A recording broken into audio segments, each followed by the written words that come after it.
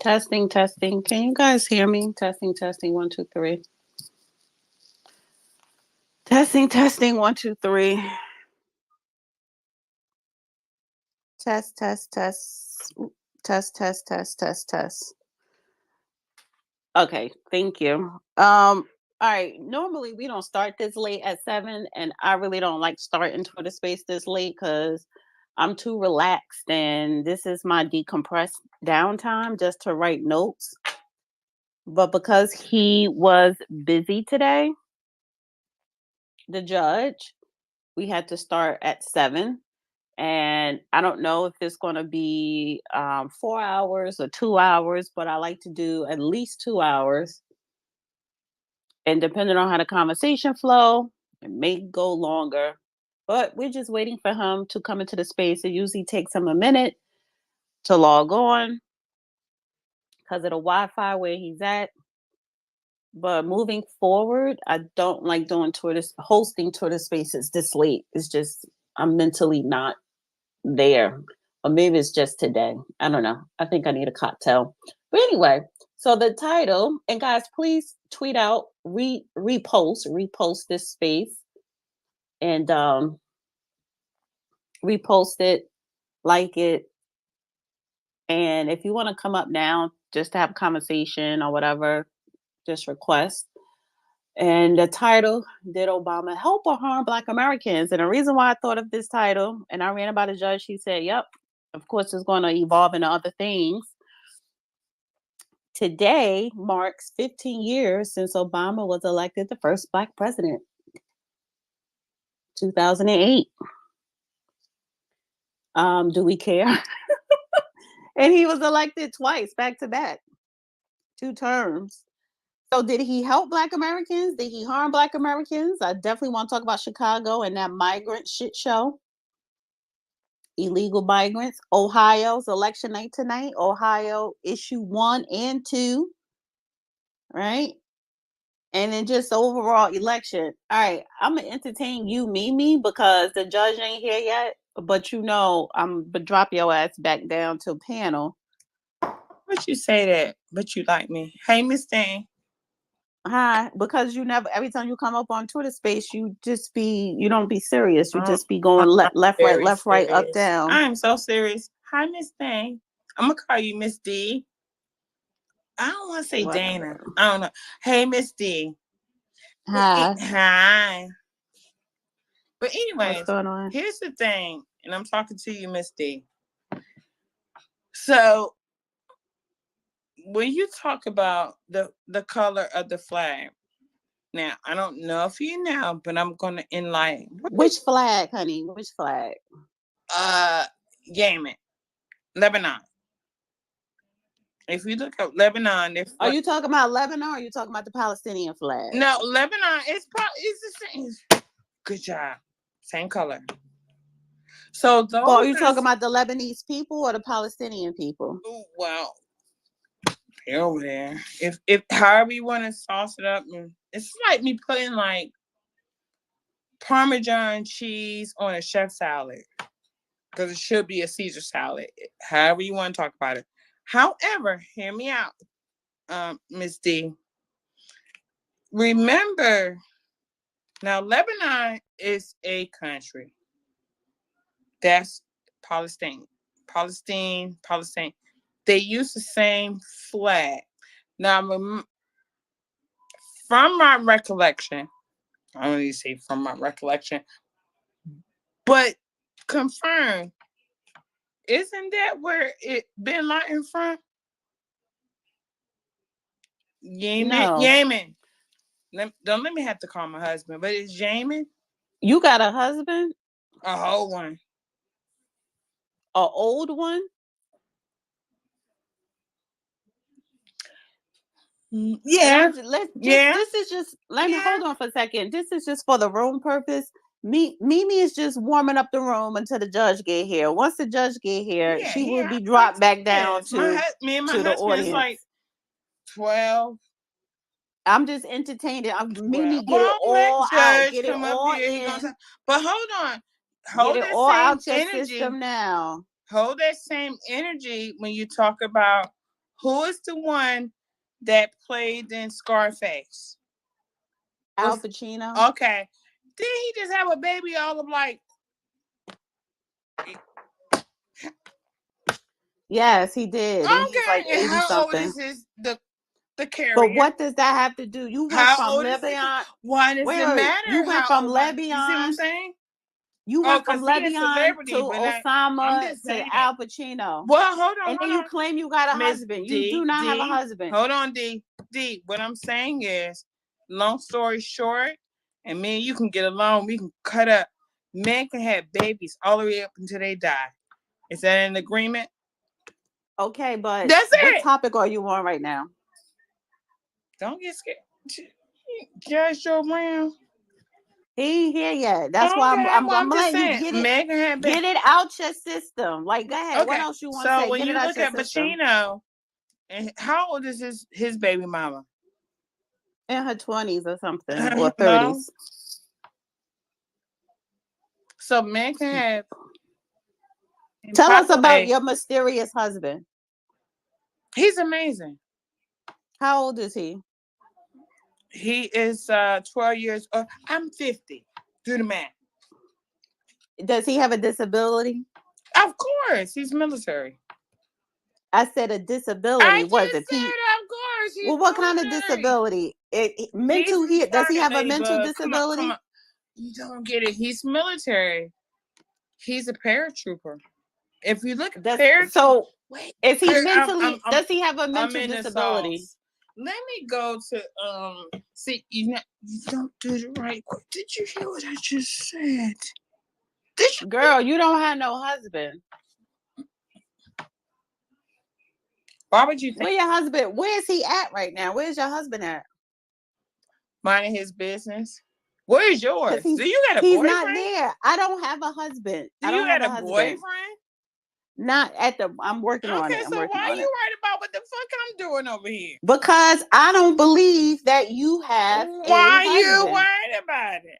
I'm not worried about it. Okay, wait, are you just But I just asked you a question. You you said made yes, me and I feel just like want I to need know to where sign he's up. at.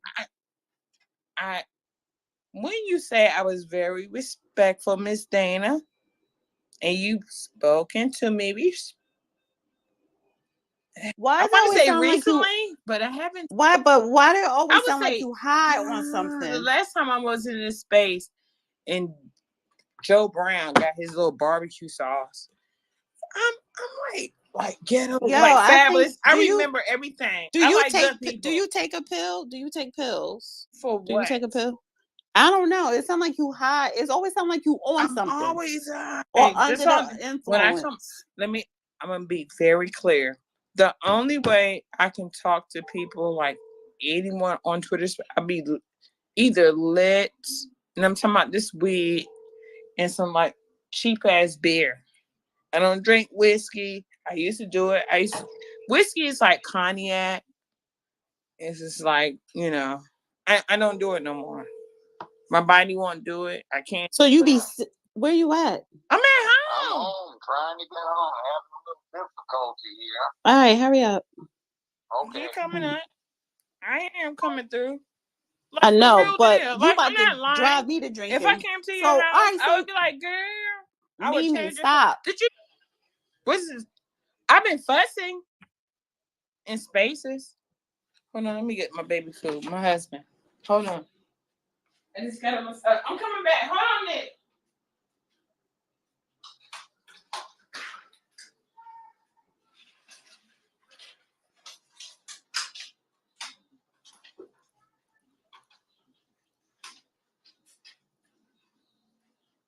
All you gotta do is Google me. I don't want to I ain't got Google time you. because Judge Joe Brown, he can Google me. He a judge, so I ain't got time to lie. But I'm just you hear my voice, so I'm not drunk. I'm just trying to get a point across. That's What point is that? my point is get that are racism out of your brain, because That's not it. I believe, and I want this for Judge Joe Brown before he come in, because I know I'm not going to be to speak, because he's amazing. He still gets on my nerves. But anyways, I believe this war that we have with Israel and Palestinians, whatever, and I did Lebanon and all that and what have you. I believe this is a biblical war. So that would be my question for JB when you come in. Yeah, if you don't mind. Yes, I will, Mimi. Thank you so much for coming up. I'm about to drop you back down.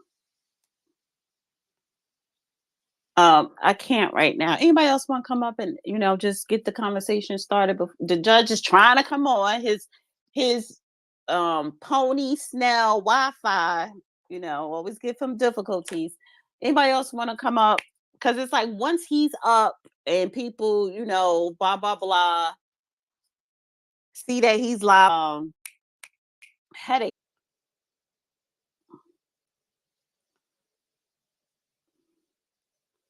I sent you a co-host invite.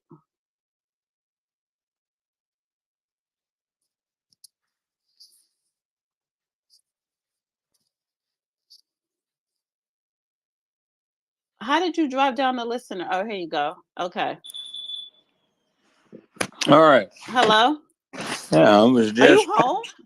Yeah, I'm home. I just posted a little while ago. Couldn't get back on. Anyway. Oh. Back.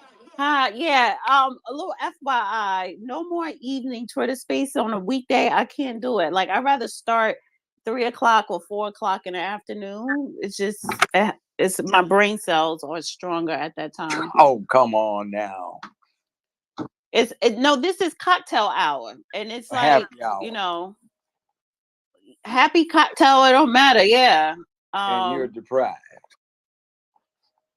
Yeah, I think while we on here, I'll probably pour me a glass or something. But it's just that, talking about serious stuff for politics. And you know what? If we're gonna do it in the evening, it can't be about,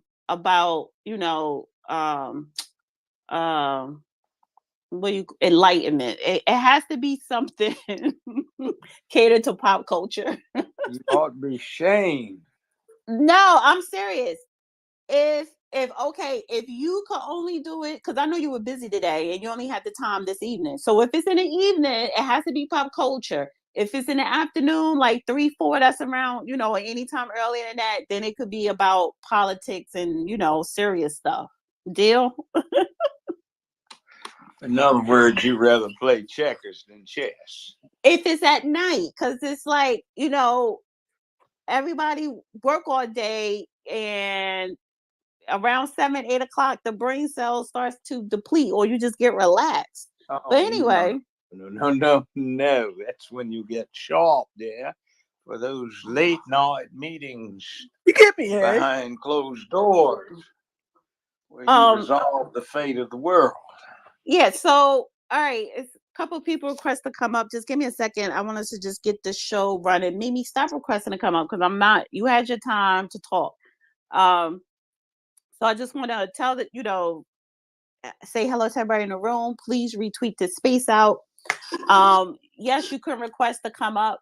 And this is another notation, right? The judge do Twitter space every Tuesday. I'm just here to facilitate it. And last week it was a really good space. And I like it. But one of the things that I want people to be aware of is when the judge is doing his Twitter space, this is a perfect time for people to ask some questions. Ask questions. All right, you're going to have to keep your mic muted. Sharon, mute your mic. I just muted you. This is the perfect time to ask him questions, especially when it has to do with politics, history, or what's going on in the world, how to organize locally to, get people to start participating in your local politics.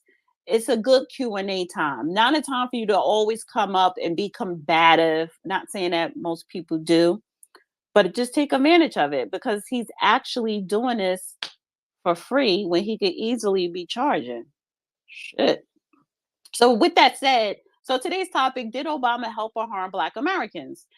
Today's election day is Tuesday, and 15 years ago in 2008, Obama was elected president of the United States, the first quote unquote Black president, even though he's mixed, and he was elected 2 terms. Yes, I am ashamed to admit, but I will admit it. I voted for him twice, and I would never vote based on race again. And because we were all bamboozled, but I would love for people to answer that question. Did Obama help or harm Black Americans? It is election night. Ohio has a big election night, issue 1. And I'm not a resident, but I am in Ohio right now. And issue 1 is right to make reproductive decisions, including abortion initiatives. That's on the ballot. And then I think marijuana, if they're going to approve marijuana here. Excuse me. And then Chicago. I've been doing a lot of content on my YouTube channel, The Real Dana, about the illegal migrants flooding Chicago and the Black people pushing back against it, which I'm glad to see. But I do got to criticize you, Black people in Chicago. You should have been pushing back about the crime and the gangs because the politicians there are corrupt and always taking advantage of you. But I'm glad to see Black Chicagoans standing up and pushing back because they're giving these illegal migrants all types of aid, paying their rent for 6 months, giving them work permits, approving them to be asylum seekers, health care, food stamps, while Black people are left out in the cold. So, go ahead, Judge. You want to say something, and then I'm going to get to the speakers. You could unmute, Judge. You're muted. You're muted. I did not vote for Obama the first time around. I thought McClain had more Black connections into America than he did, since his grandchildren were very obviously Black, more so than, well, dark in complexion anyway, if that made any difference, than Obama was. So I never have liked fake.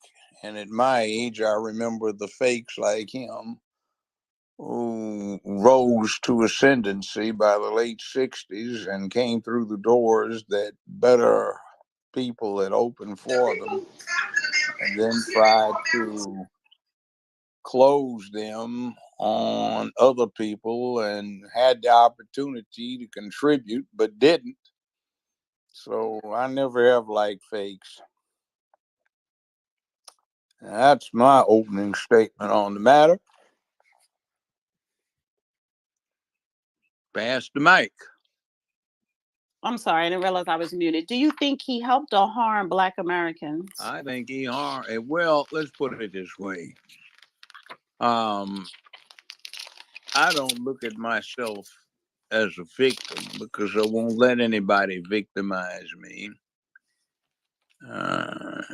I've got too many options, including death. So,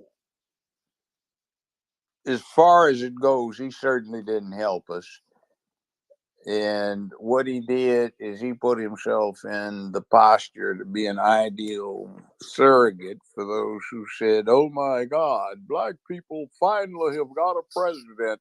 That in and of itself, whether or not he did anything for them, is sufficient in and of itself. No, I'm sorry. I don't like tokens, and I don't like meaningless symbolism. Mm-hmm. So the other thing too, he doesn't have anything in common with anybody I know or grew up with. Okay. Let me get to Sir Major. Hi. Hey, how Sir you doing? Major, I'm sorry, I'm over here cooking and chefing it up for the people at the home here. So listen, Ohio right now we have two agenda items on the two main agenda items that the world is actually looking at, and that's issue 1 and issue 2. Issue 1 is reproductive rights for women, and then also issue 2, which is abortion, obviously. But issue 2 is recreational marijuana. And so right now everyone's looking at Ohio, as they always do, because we're the swing states. But Ohio has something to say, and I think that obviously I'm not a Democrat nor a Republican.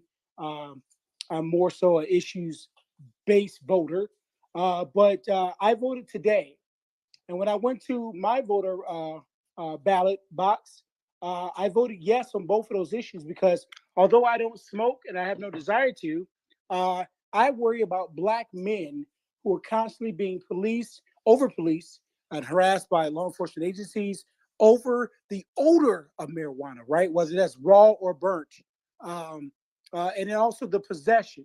So the odor and possession. And I want to make it least um, readily available for law enforcement officers to cost black men. I believe that marijuana is a plant. Um, thus, now there has been much debate, Dana, in the state of Ohio over recreational marijuana because there's obviously the side that says being an impaired driver causes death, and there has been people or a person who has died as a result of a medical carrier um, killing actually someone in a fatality, a car crash. So I understand both sides of the argument, but I'm for recreational use. Again, I don't smoke, but uh, and then also abortion. I believe that men do not have rights over women's bodies, right? I believe that you should have the autonomy over your body, and typically the people who have been the decision makers on both issues have been white men. And so take that for what it's worth. Right now, folks, we're wrapping up on the getting in lines to get your voting in. So we're wrapping up just about, and I think you'll start seeing some numbers start to roll in. Yeah, I'm in Ohio Are you really too, cutting and out, Dana? I am. Oh my goodness! I messaged you back. Um, and so yeah, I'm in Ohio right now too, and I see a lot of vote issue one, yes for issue one on people loans and stuff like that. And I get it. Right. I think I don't want a politician controlling my body, but the father of the child should have a say so.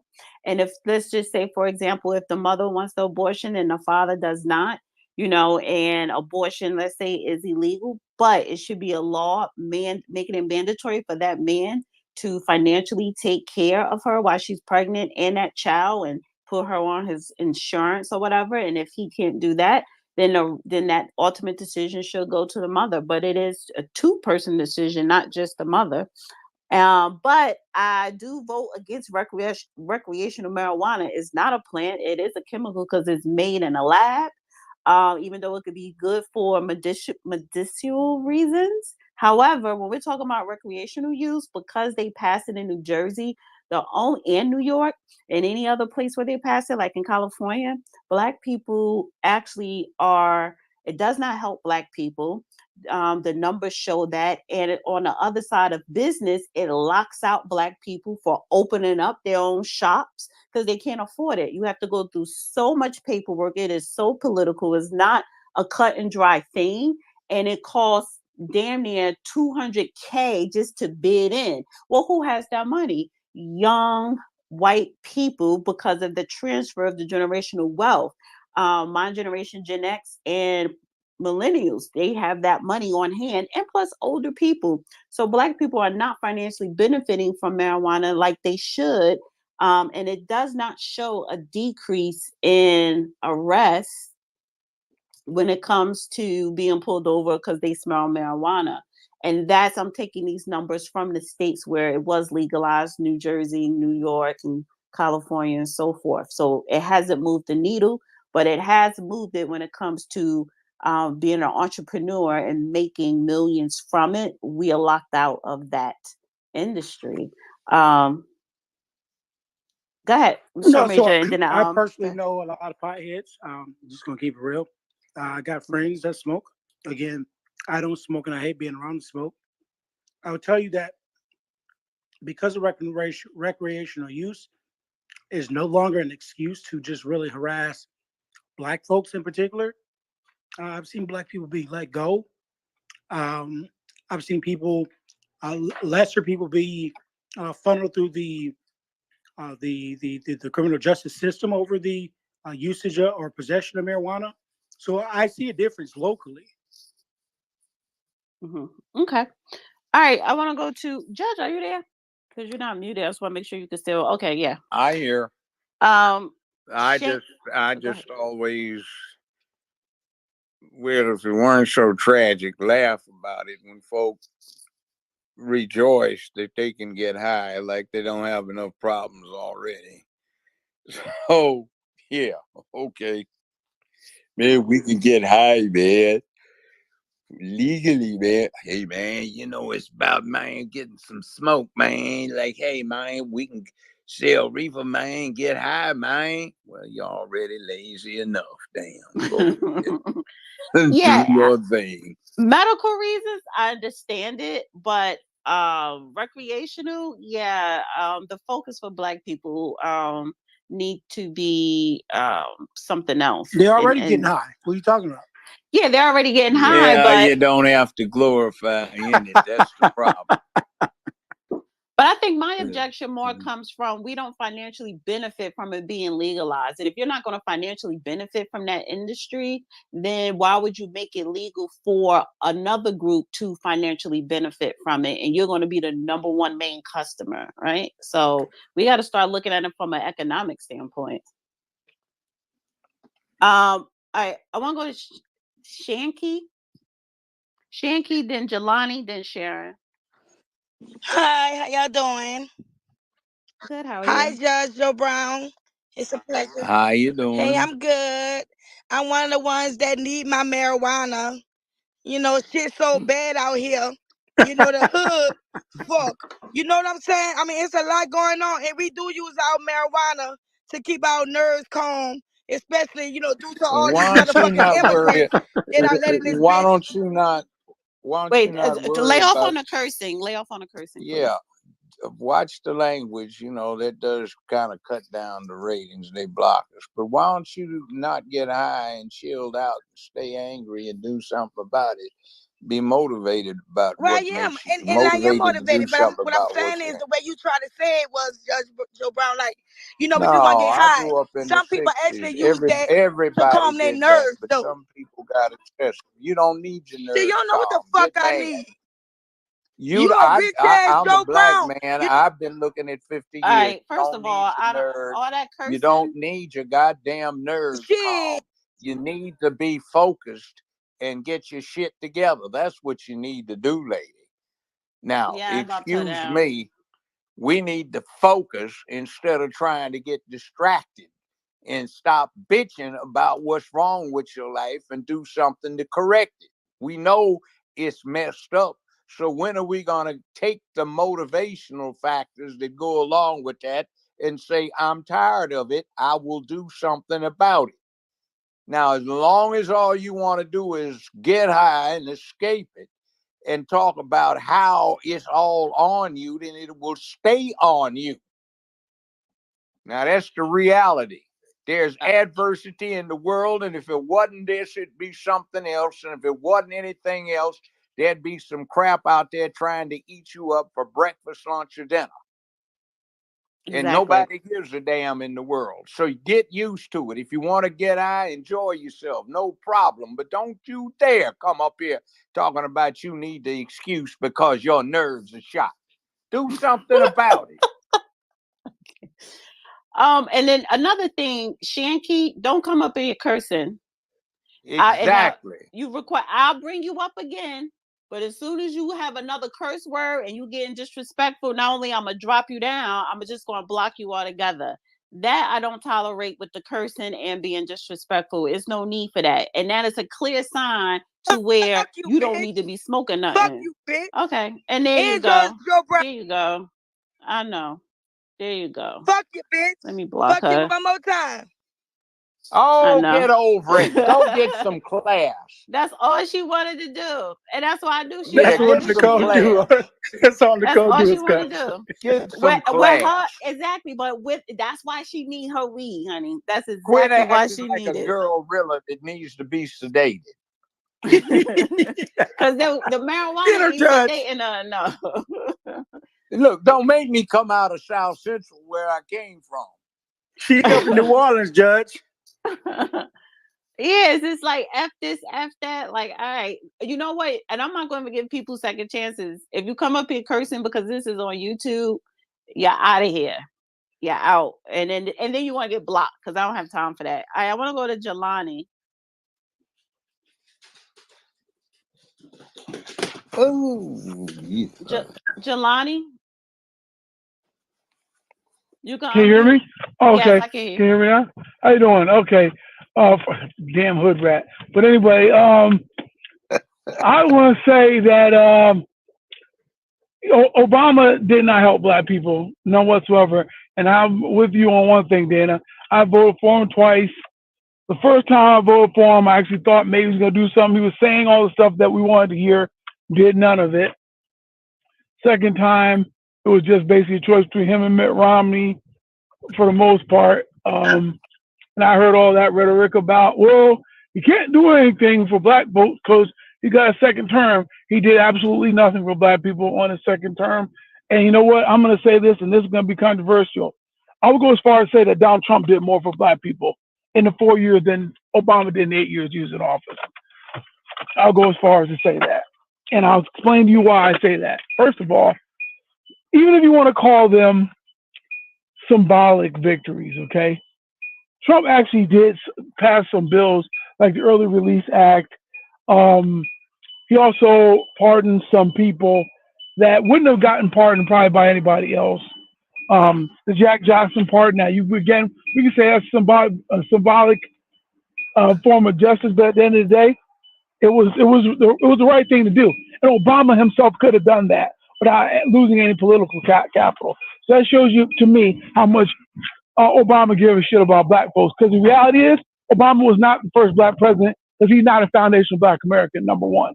He has not one drop of blood in his body that's connected to the killing fields of the South. His father was a Kenyan he never knew, and he was raised by his white grandparents. So really, where was this connection that Obama had with black people? Where is it? Where is it?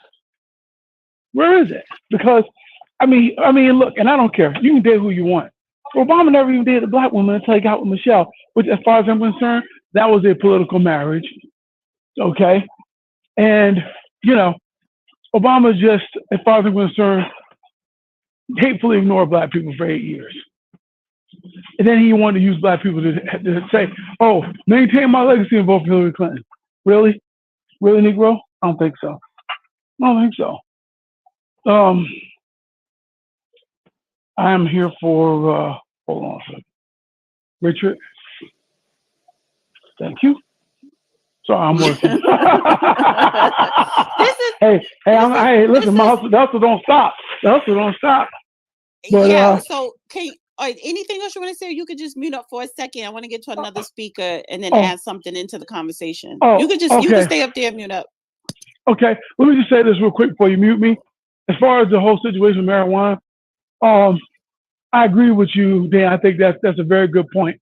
Economically, black folks are not benefiting for hell. We're people that got most incarcerated and criminalized through marijuana. So, you know, you would think that there'd be some comeback there. There isn't. There's a lot of white people, like you say, are going to benefit from this decriminalization because they'll be able to get licenses that most of us cannot afford.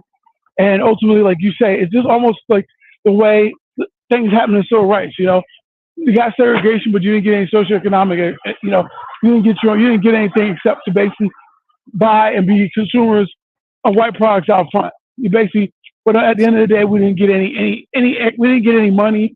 We didn't get any kind of recompense. We didn't get nothing for it. So I get your point as far as that goes. Yes, there are some medicinal purposes for marijuana, but I agree there are some people that want to use that excuse. That's not going to help move anything forward. Not going to move the needle because, you know, you get the smoke. Because think about it, the reason why they're legalizing it really has nothing to do with you. So that's the whole part. You get it. So okay, I'll leave it at that for now. All right. Thank you. Let me add something to the mix. I will repeat or quote something the great Thurgood Marshall said. He was known as Mr. 12 Gauge or Mr. Baseball Bat, because when he'd show up to do his thing around the country way back when to try and get it together for the people, he said, when I get there, please either have me a Louisville Slugger baseball bat in case I have to go upside somebody's head, or a good shotgun and a box of double-aught buckshot in case I have to do somebody in. And he was asked about Clarence Thomas, but with due respect to the justice, it also applies to Barack Obama. He was asked if he knew who was going to be nominated to replace him. He said, for ethical reasons, I know, but I can't comment. But let me just say this. And in his gravelly voice, he said, a black snake will bite you just as quick as a white one.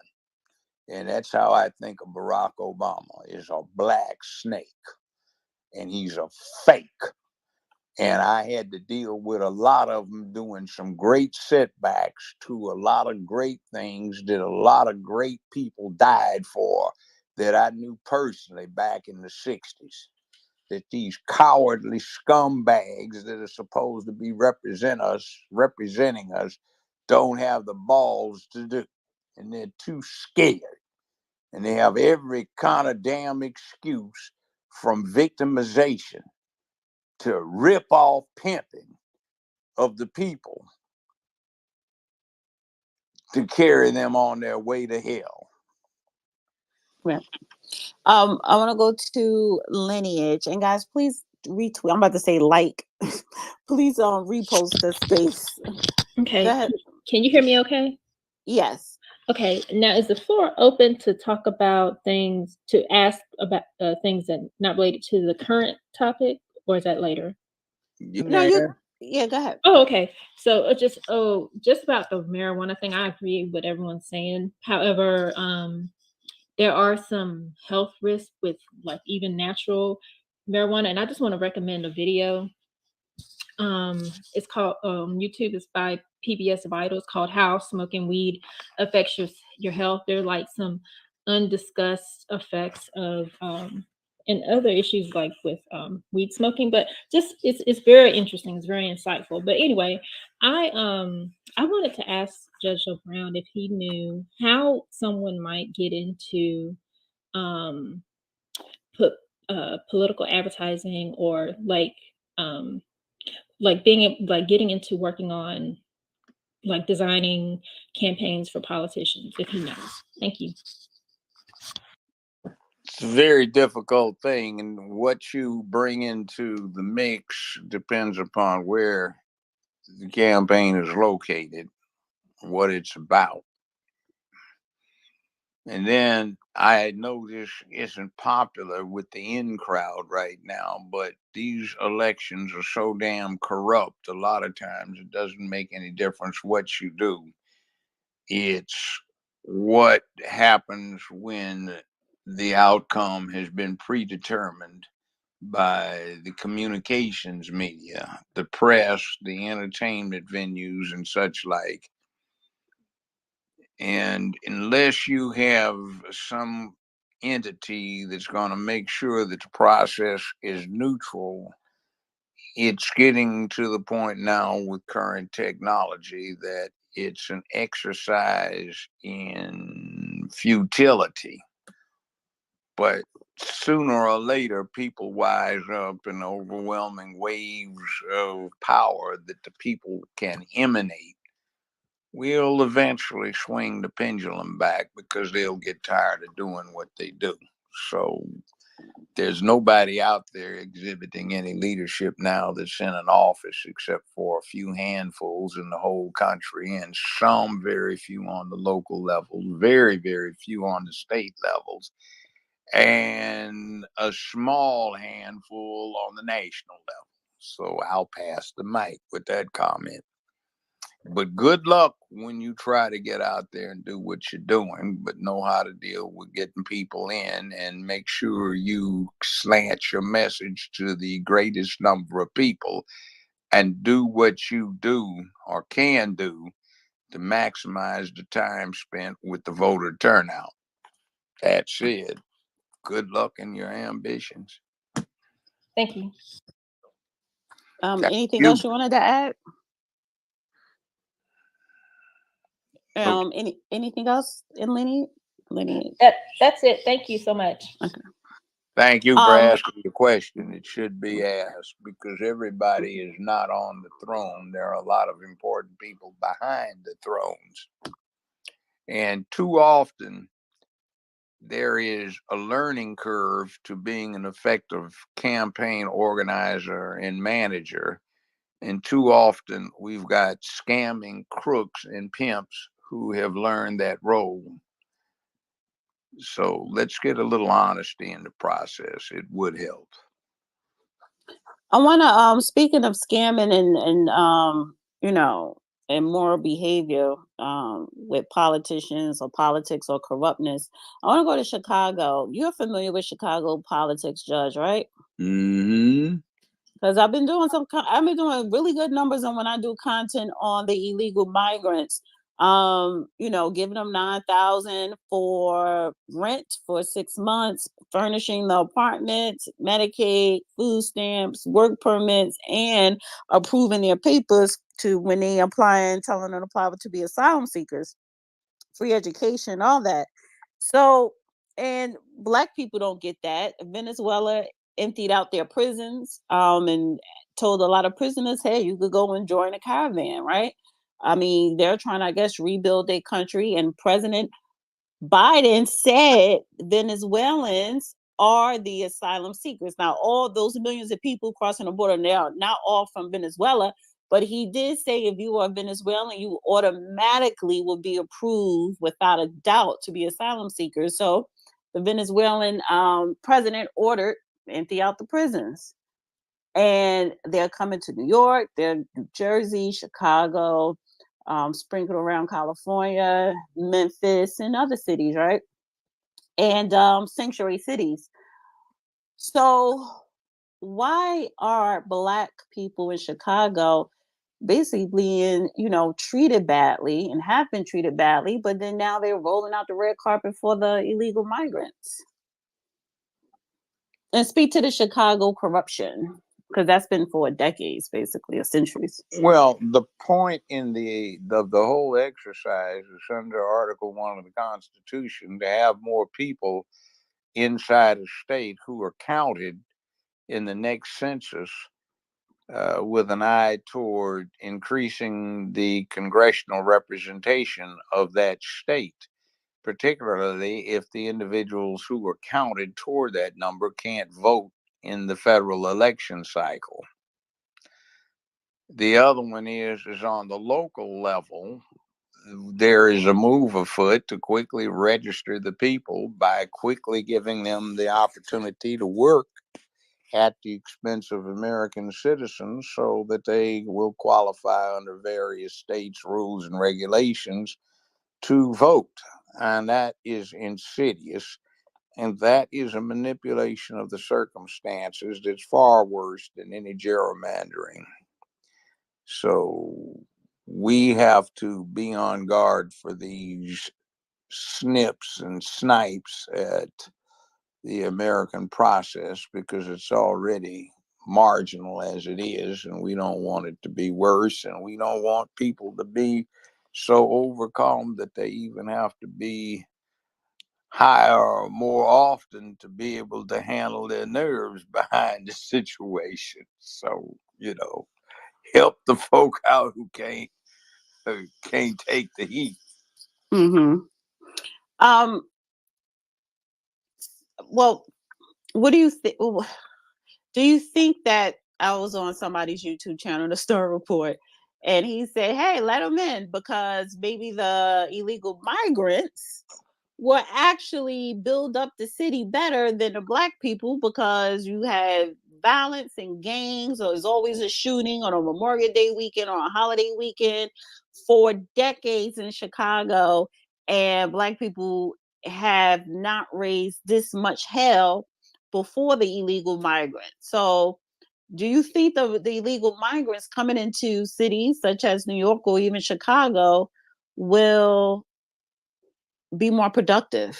I'll say well, let's put it this way. In my experience, the typical migrant has a much deeper work ethic than the typical American. But in terms of peaceability, Mexico has much worse gang problems and violence problems and drug problems than the United States does. So that's one of the reasons a lot of them are trying to hit that border to get away from that. Mm-hmm. Then again, there are a lot of people who are coming in across that border who look at a great opportunity to get established here, start all over without having to worry about somebody in the old posse shooting them down. So it is what it is. I'll go to Sir Major. Anybody else want to request to come up? Please do so. One other comment. Uh-huh. These people that are trying to make these big cities sanctuary cities, like the current person that got elected mayor in Memphis and the sheriff were trying to do, be careful what you ask for. You just might get it. Judge, you're absolutely right. And so yesterday I got into a big argument, well, a small argument with a Democrat. But this individual was making, taking on these Democratic talking points, saying that these immigrants or migrants are looking for a home, blah, blah, blah, this and that. Listen, you know what?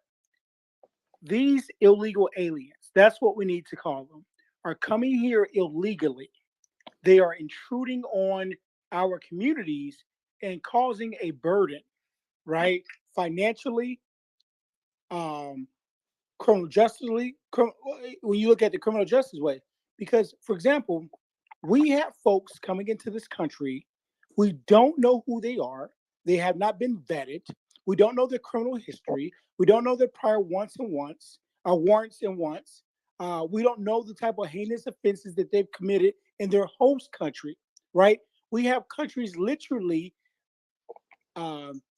cleaning out their jails and their prisons and sending them to America. This is dangerous. The Biden administration has committed treason amongst the people. This guy's incompetent. I don't know why we haven't thrown him out of office yet. We're so focused on Trump, but we need to be getting Biden out of office. The guy doesn't know his left from his right. He doesn't know how to walk up a flight of stairs. This guy is completely incompetent. You look at, we talked about, Judge and Dana, we talked about the immigrants getting, I think it was $3,000 a month. Now it's up to $9,000 a month in the state of Illinois, in Chicago alone. When you look at Eric Adams, he's changed his posture. His posture was, we are a sanctuary city. We're welcoming to migrants. And then he got what he asked for, Judge. He got what he asked for. And so now this issue has been a burden in the state of Texas. So Texas is like, look, Governor Abbott is like, look, the Biden administration has instructed us along the way when they put buoys in the body of water, right? The Biden administration said, if you don't remove these buoys, we're going to file civil action against you. So what Texas governor did was, Abbott, he moved those buoys back towards a shore. The Biden administration said, we're taking you to court. They took them to court, and the court ruled against the state of Texas. So then they had the wire fencing, right? Biden sent his Department of Border Patrol out, and what they did was they start undermining the state of Texas by cutting the barbed wire, right? And so what Governor Abbott said is fine. Since Biden is blatantly doing this and undermining the state of Texas and failing the rest of the world, the rest of the country, what we're going to do is we're going to send these illegal aliens to states that claim to be sanctuary cities, to states that are advertising that they want these illegal migrants. And so we're sending them to New York. We're sending them to Chicago, as well as the Department of Justice. They're sending these folks. It's not just Texas. The DOJ is sending these people to Chicago, and they're blaming the state of Texas. So at the end of the day, Biden needs to be thrown out of office. He needs to be brought up on charges, right? That's my personal opinion. Right now, there's a video that I shared earlier. The Asian community are now speaking out against these illegal aliens coming to their cities, to their neighborhoods in the city of Chicago. Now the Asians are complaining. So we'll see if the Asians, quote unquote, get justice. I'll end with that. Yeah, I saw that too. Good point. hmm I want to bring something into the fold, swing back to Obama, right? Barack Obama says both sides in the Israel-Palestine war are wrong to some degree. If you want to solve the problem, then you have to take in the whole truth. You have to take into the whole. You have to take in the whole truth, and you then have to admit nobody's hands are clean, that all of us are complicit to some degree. Well, at least he's including himself. He's the top dog because his hands, Hillary, all of them, they're warmongers. But when he was in president both terms, he was the president who issued the most drone strikes. So how many innocent people did he kill, right? So now he's saying that, basically both sides are wrong. We need the whole truth. But what is the truth? Because you said it before, Judge, that United States and Israel funded Hamas. And so now what? The chicken's coming home to roost? So it's like he always, and the problem is with the Democrats, they're in trouble when it comes to this today and this upcoming election season next year. Black people are not voting, or they're turning red or independent in steady numbers, and it's going to get worse. So now, when everyone would say, all these politicians, pro-Israel, outside of Representative Rashida, now they're saying, yeah, it should be a ceasefire. It should be this. We need to talk, or whatever. Innocent people are being harmed, because it is a genocide taking place. And I do want to acknowledge all of those young Palestinians and people who are pro-Palestinians marched 300,000, shut down DC. They were shaking the White House gates. Now, if that was Black people marching, shaking the gates, they probably would have been shot. But London, over 100,000. And we're talking about globally in the United States and all over the world. That is, and then let's just focus in the United States. I'm going to keep giving those protesters their props, because they are going to march every weekend and a couple of days during the week in large numbers until it is a ceasefire, because it is a genocide happening right now in Gaza. Where's that energy with Black people? It's a year ago was the rally for reparations in DC that Tariq Nasheed pulled together. I went, it was nice. It was productive, but we didn't have nowhere near the numbers. So if everyone is serious about reparations, and this has nothing to do with Tariq Nasheed, I was clearly making an example is when he put the call out, even though it was 2 weeks, doesn't matter. These people putting a call out, and within 24 hours is we have over 100,000 showing up. So when he put that call out for that rally, why wasn't there 100,000 Black people shutting down DC? So not only, now listen, and it's two separate things I'm talking about, but what I'm highlighting is what the protesters are doing, and you are going to see a whole bunch of public policies following these protests, because these people are not only are they marching, they are writing their state local representatives who they sent to Congress and who they sent to their state congressional seats, right? They're going to be demanding public policy here, over in London, and so forth. However, there are over 10,000 people, innocent people, who have lost their lives in Gaza. That is a genocide. And I am I am supporting and solidarity with the Palestinians. But my point is, why we don't see that same energy when it comes to Black issues? Let me jump in. I'm an activist here. So I am the official spokesperson for FBA and Tariq Nasheed. I'm just going to say that on the record. Unofficial, official. But as an activist, right, I've got mixed feelings, Judge. I've got mixed feelings, Dana. And I'll tell you why. Yes, it is true that Palestinians do show up. Some do show up to BLM rallies and protests and things of that nature, right? But I'm still critical of them, because whenever I would do a march, and I've led a march that had 64,000 people in Atlanta, Georgia. Okay, I've done marches all throughout Ohio and all throughout Georgia. And they will show up. Some of them will. And they'll show up with their flags. And I will respectfully tell them to remove their flags. This is not a political stunt for you to wave your flags and to push your agenda. I need you to be solely in solidarity with Black people. Okay. So don't come pushing your own agenda. And, some of them would respectfully remove the flags. Right. This is not here for you. If you're going to stand here with us, I need you to be in solidarity with Black folks. The problem is this, and this is why I have a problem with some of the Palestinians. Not all, but some of them, is because when you look at what happened with George Floyd, it was a Palestinian person who called 911. So let's be clear that. Second of all, I have not seen the Palestinians show up unapologetically for Black bodies when we're being murdered in the streets by white police officers. This is the first time in modern day history that we're seeing in our generation, right? The Palestinians showing up in droves. That's because this is an issue that directly affects them. Okay. Right, but that wasn't the question I'm asking. See, I'm not asking why don't the Palestinians support us. The Palestinians right now are not asking nobody for their support.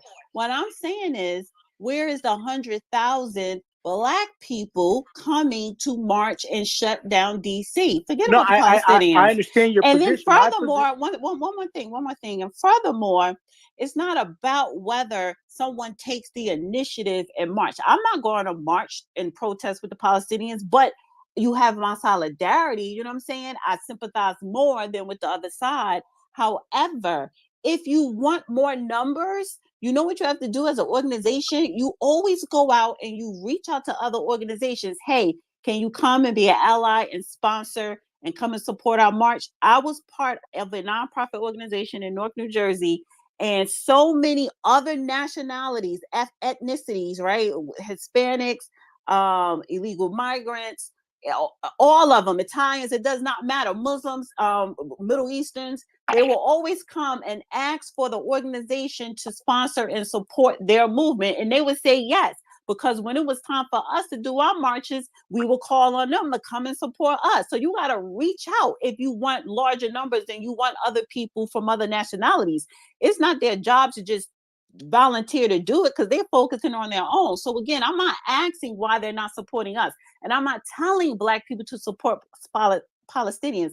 I'm talking about the energy and the initiative of every single Palestinian, whether they're a housewife, whether they're in corporate, whether they're on a college campus, they say, oh, hell no. And they're not all Palestinians. They're just, a majority of them are Muslims, right? So the fact is that they're like, hell no, this is wrong, and I'm going to protest. Where are the Black people saying, hell no, we need reparations, we need public policy, so forth?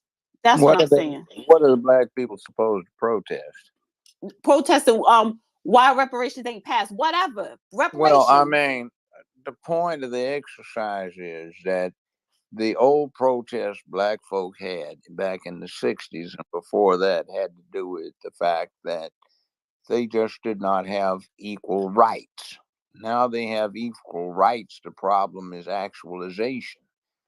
So as long as Black people consider themselves victims, and that's how they ideate, they're going to sit at home and whine rather than getting up and doing something. Plus, to tell you the truth, the demonstrations didn't do much back in the 60s. It was when folks started burning down cities that they got attention. That's delivering consequence. Now, we don't seem to think the same, and I've heard Black people get all upset about January 6th and 180 people getting unruly. Nobody paid attention to that back in the 60s because when we talked about stuff, it was 3, 4, 5, 6, 7, 8, 10,000 people, or a whole city worth of people doing something. So it's kind of strange. We just have the wrong way of looking at stuff. We think of ourselves as too much victimization. But back to the Israel, Palestine, Hamas thing. If you want to get a handle on it, read the autobiography of Menachem Begin. Menachem Begin was a former British commando and he did a lot to get the Israeli state established the way it is now. And he was prime minister on multiple occasions for Israel. In 1978, he and Anwar Sadat, the president of Egypt, were jointly awarded the Nobel Peace Prize for brokering peace between Egypt and Israel. Now, if you read Menachem Begin's autobiography, he wrote that actually at a point in time when he was bragging about what he did. He talked about the mosque, the hospitals, and schools that he torched or dynamited to kill Palestinians and spread terror amongst them. He boasts of the number of individuals that he personally assassinated or that he ordered to be assassinated. And when you read that, you kind of get the impression that there is a great deal to be said for the old proverb, what goes around comes around, or treat others as you would have them treat you, or do unto others as you would have them do unto yourself. And since both parties have a similar religious basis, the three main parties, Judaism, Christianity, and Islam, that would apply to everybody involved. So when you read that, you might get a big, well, not a big, but you might get a very good picture of why that mess is what it is. Now, it's not going away. And effectively, if Israel does not do something to accommodate the Palestinians, eventually somebody with the Palestinians in mind is going to beat them. And if they beat them, the only way they're not going to get badly slaughtered is for the U.S. to come to their assistance. And that may not be feasible at a future point in world history. So somebody needs to uh, do something about rationalizing the things are there so that the Palestinians have enough of their numbers who are not pissed off, not sworn to vengeance, and the Israelis save whatever face they feel they need to save, because this is not going away. It's not going to stop until there's no means to change it, and that's going to be a bloodletting at some point in the future. So if the United States doesn't have the fortitude to step in and say, hey, this is what's going to happen, then we need to stand back and let it happen. Mm-hmm. That's the only way this is going to be resolved. And it's a dispute that's been going on not 300 years, not 100 years, not 500, not just 1,000. This is 2,000. This is 3,500 years worth of hell going on in that year, through that area. 3,500 going on 4,000 years. So it's not going to stop anytime soon. Mm-hmm. I want to go to Q, and then I'm gonna bring something else into this conversation. Go ahead, Q. And anybody else want to request to come up, please do so, and please repost this space. Go ahead, Q. Well, my thing is this, I'm not a big fan, like the whole coalition, black and brown stuff, that kind of wore tired with me because I began to realize the feeling wasn't mutual. But here's the thing, looking forward, I think the best move that black people can make from this standpoint is that we have to start networking. I feel like that's the best thing to do. You have to network with people who are like-minded, who are going to help you as much as you help them. Now we can talk about, what happened in the past, this and that. We can get pissed off, forever. But bottom line is, where's all this going? And I feel like when it comes to this kind of conflict, we need to find a way to angle this that will be mutually beneficial. Because let's just say, from this standpoint, if we were to, you know, speak up for the Palestinians and they said, okay, in return, what we're going to do is we're going to back your cause for reparations and a hate crime bill. You see, that's business. That's something I want to hear. That's something I like to hear. We can talk about what happened going way back when it comes to George Floyd. I'm going to be honest with you. I'm not trying to live in the past at this point. Only thing I care about when it pertains to the past is reparations as it pertains to the future. And I feel like, we have to network with people who are like-minded and who are on a common ground of, peace. Same thing when it comes to, Jewish people. We have to find a common ground to where we can angle this. Okay. Before I go to you, Re-Up, I want to bring something else into the fold because this is starting to pick up traction and trend. Jury acquits second officer in the death of Elijah McClain, whose name became a rallying cry in racial injustice protests. So I gotta pull up his back case. I do have a problem with that because they shouldn't have been acquitted because this young man shouldn't have been detained, let alone put in a chokehold and he was also disabled, and he died August the 30th, 2019.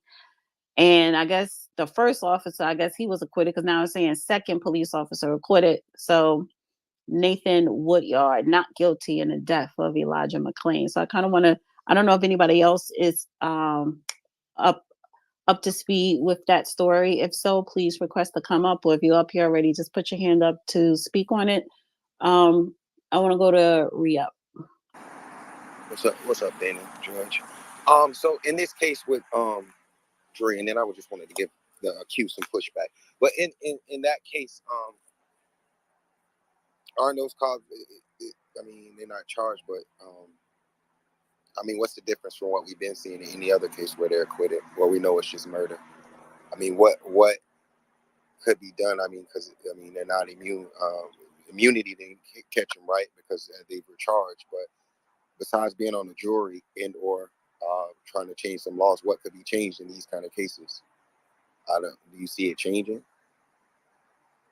I mean, I think as many officers is going to kill black people, depending on the jury and what district they're in, with the judge, right? They're going to continue to get off. I mean, so until we kind of change juries and the judges that's sitting on benches, I don't think, things are going to change, in my humble opinion.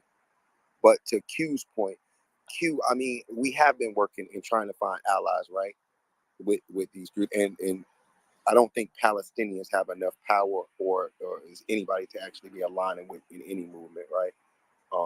That's just my humble opinion. We've always looked for allies, right? That was what POC was about, people of color, right? But now we see, just like what happened in LA with the city council member, we don't really have allies in the quote unquote brown community, right? I think it's more so time for us to figure out and pivot. Like, politics is money, right? You lobby for everything. I get the boycott and all that, but that's old, right? Since 2012, Citizens United, it's about forming PACs, right? Putting your money behind candidates. Should we have to do that for reparations? No, but that's politics now, right? We also need to start pivoting on what are we getting out of these benefits? I mean, what are we getting out of teaming up or quote unquote allying with people? We've allied historically with a lot of people, or people have attached themselves to our movements, right? But they've only got gain from it. So, I mean, I hear you, but it hasn't been working, right? And I just, even to the Palestinians, what Mange was talking about, yeah, of course they were out at the BLM marches, but they weren't holding up BLM signs, right? They were holding up Palestinian signs, trying to, again, get in our movements and benefit from them. I think that's historically what's been going on with that Jewish community too, right? Attaching themselves to civil rights, which in my opinion, I love my ancestors, but it should have been black rights. But I mean, but that's where I stand. And did Obama help? As for if somebody black would have gotten in and like Obama and would have been a Trump and had the background that Trump had, I think it would have been a bad look for them to get in and I guess be. And I'm with Judge on that. I don't like symbolism, like empty symbolism. I mean, they conducted themselves properly, but what did it benefit us? Let me say a couple of things. Again, going back to Thurgood Marshall, I attended a lecture he gave years and years ago. He said what he was doing with civil rights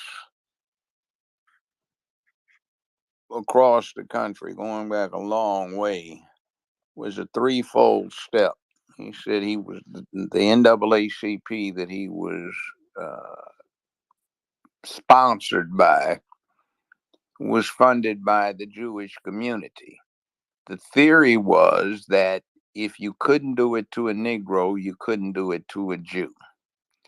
And he took it one step back. He said he based a lot of what he did on the ASPCA laws, American Society for the Prevention of Cruelty to Animals. In other words, the three steps he did were these. If you can't do it to a dog, you can't do it to a Negro. And if you can't do it to a Negro, you can't do it to a Jew.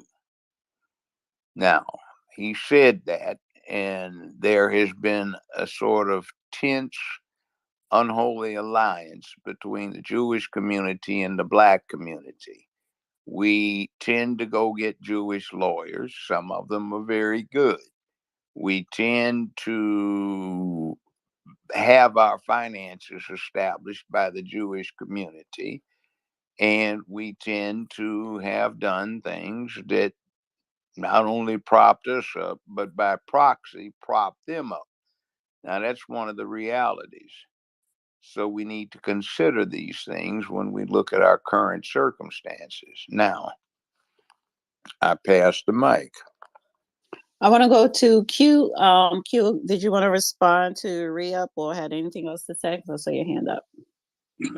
Oh, yeah, I wanted to respond. I mean, here's the thing. I feel where you're coming from. You know, we've tried to do the ally stuff before.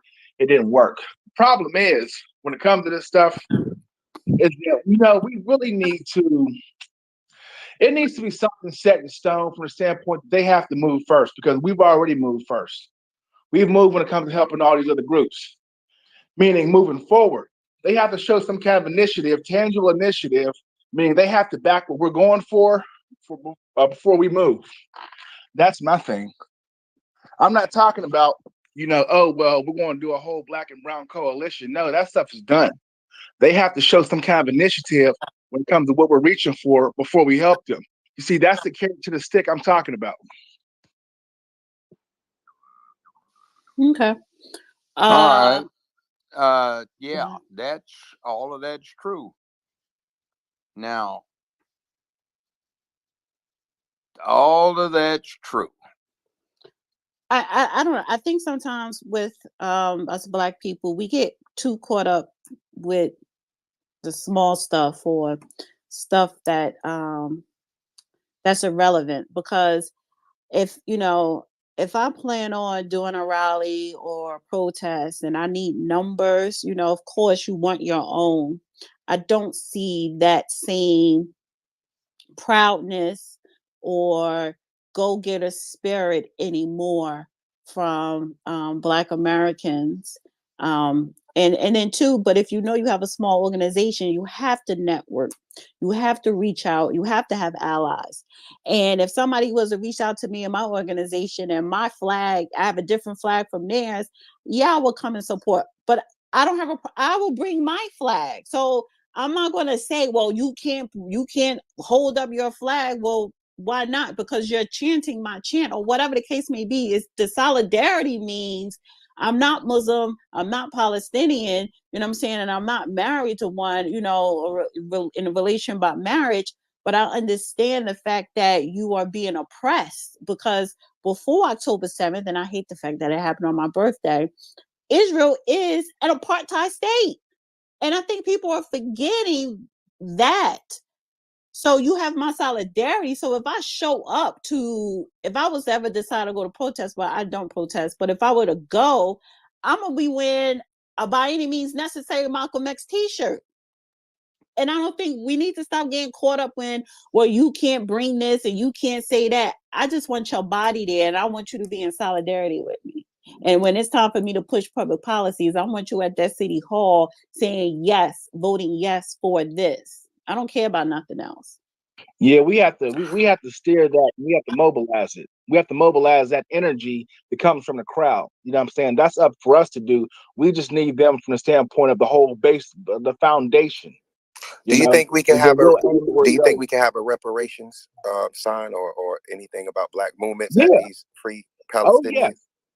Hell Oh yeah. Okay. yes. Bring that How are Because you going to there, get reparations that? for How are you FBA. going to get that? no. Before, Easy. wait, Go one there. second, Judge. No, One no, no, second. No, no. no, no. I He's mean, talking about reparations. But I wait, know wait, reparations. 1 second, Judge. 1 second, Go ahead. 1 second. As far as the protesting, you have it's a Jewish organization. I forgot the name of it.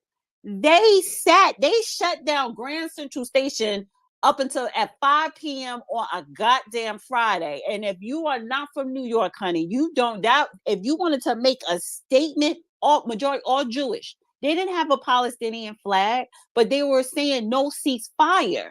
So again, you don't, it's not about your flag. It's about what are you here for? What are you protesting? What are you in solidarity for? So they were there in solidarity, supporting the Palestinians and calling for a ceasefire because a lot of Jewish people are against what Israel is doing to Gaza and the Palestinians. Well, look, let me say this. One thing first, let me address the question about so called unity. Some years ago, I did a Freedom of Information search, and I got a lot of 411 on some of the organizations that were operative in the black communities around the country back in the late 60s. And when I looked at what came back, I was not astonished to find that the redacted names in the organization reflected the fact that most of the people in them had become agents, snitches, operatives, and pimps. So that's the same thing now. Be careful what you're trying to do before you unify, because some of the people you might unify with, you really don't want to be with because they aren't worth a damn.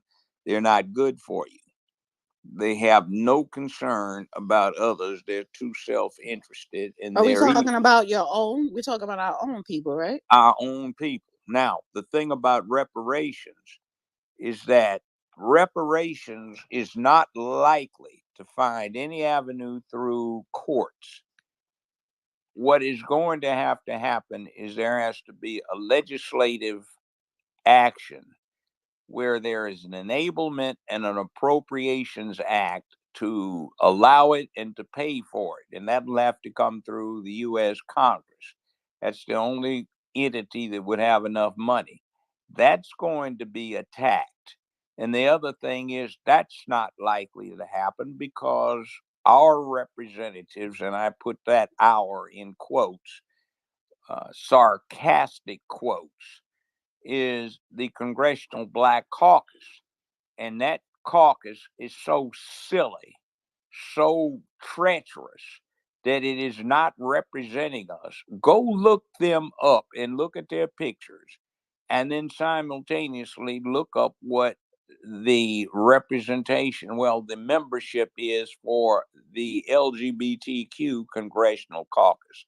I forgot the name of it, but you will find that damn near every black person and the white people in the black caucus, and there are some in the black congressional caucus, is also a member of the LGBTQIA plus congressional caucus. And speaking of which, since we're talking about Jewish involvement, I bet you can't guess who the chairman of the Reparations Committee for the Congressional Black Caucus is.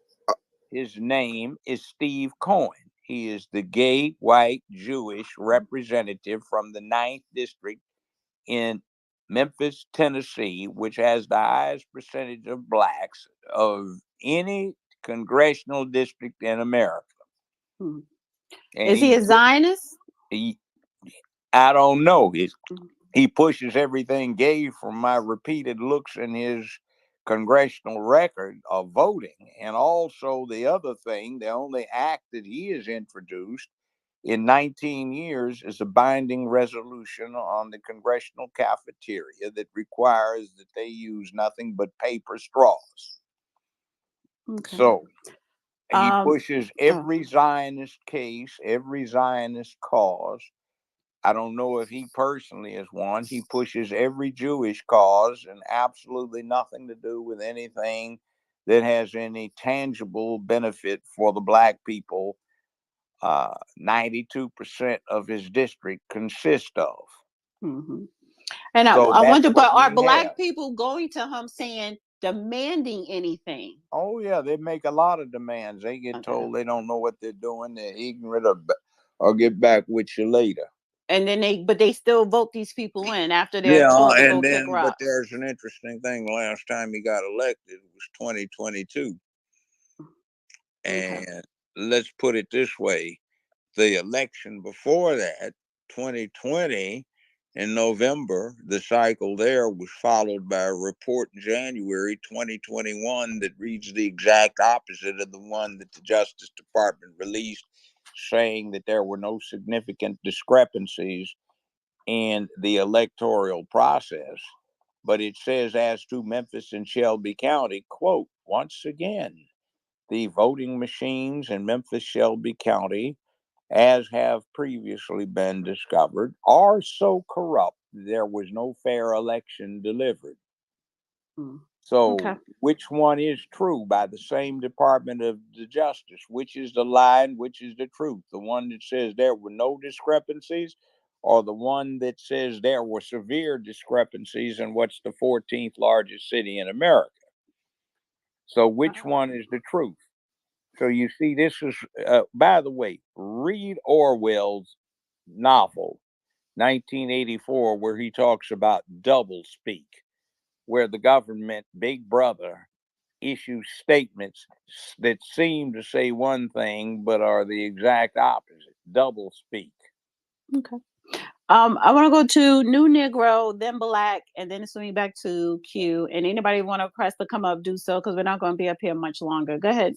The Negro, I'm sorry. Hey, how's it going, Dana? I Hey, like, I like reading. Hey, how's it going? Hey, how's it going, Honorable Judge? Salute to you as always. Always. Thank you.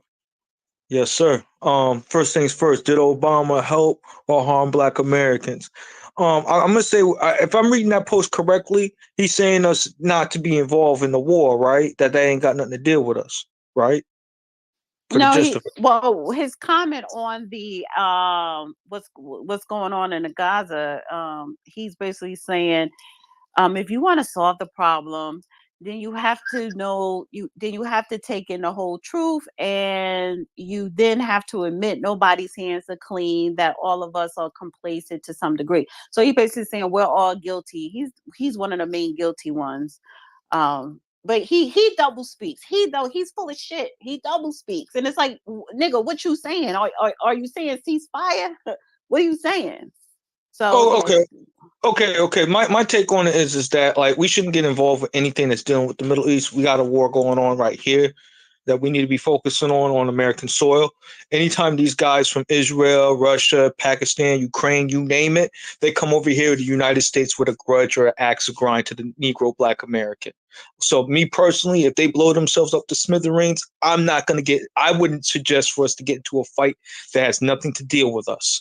Also, if we go take the sides of the Palestinians, hypothetically, and all that good stuff, we could get labeled as Black identity extremists. So I don't think that that's a good ploy to play into for our community at all. I don't want us to be labeled as extremists. We've always been allies and supportive of the country. We just want our rights and we want our fair shake and we want our reparations. We don't want to be like, you get where I'm coming from? So those are some of the things that I see that I just don't want our people to get involved with. When we got reparations that need to be on the table, we got hate crime bills that need to be on the table, and we got people that are very adversarial against our interests. So that's just my take on that.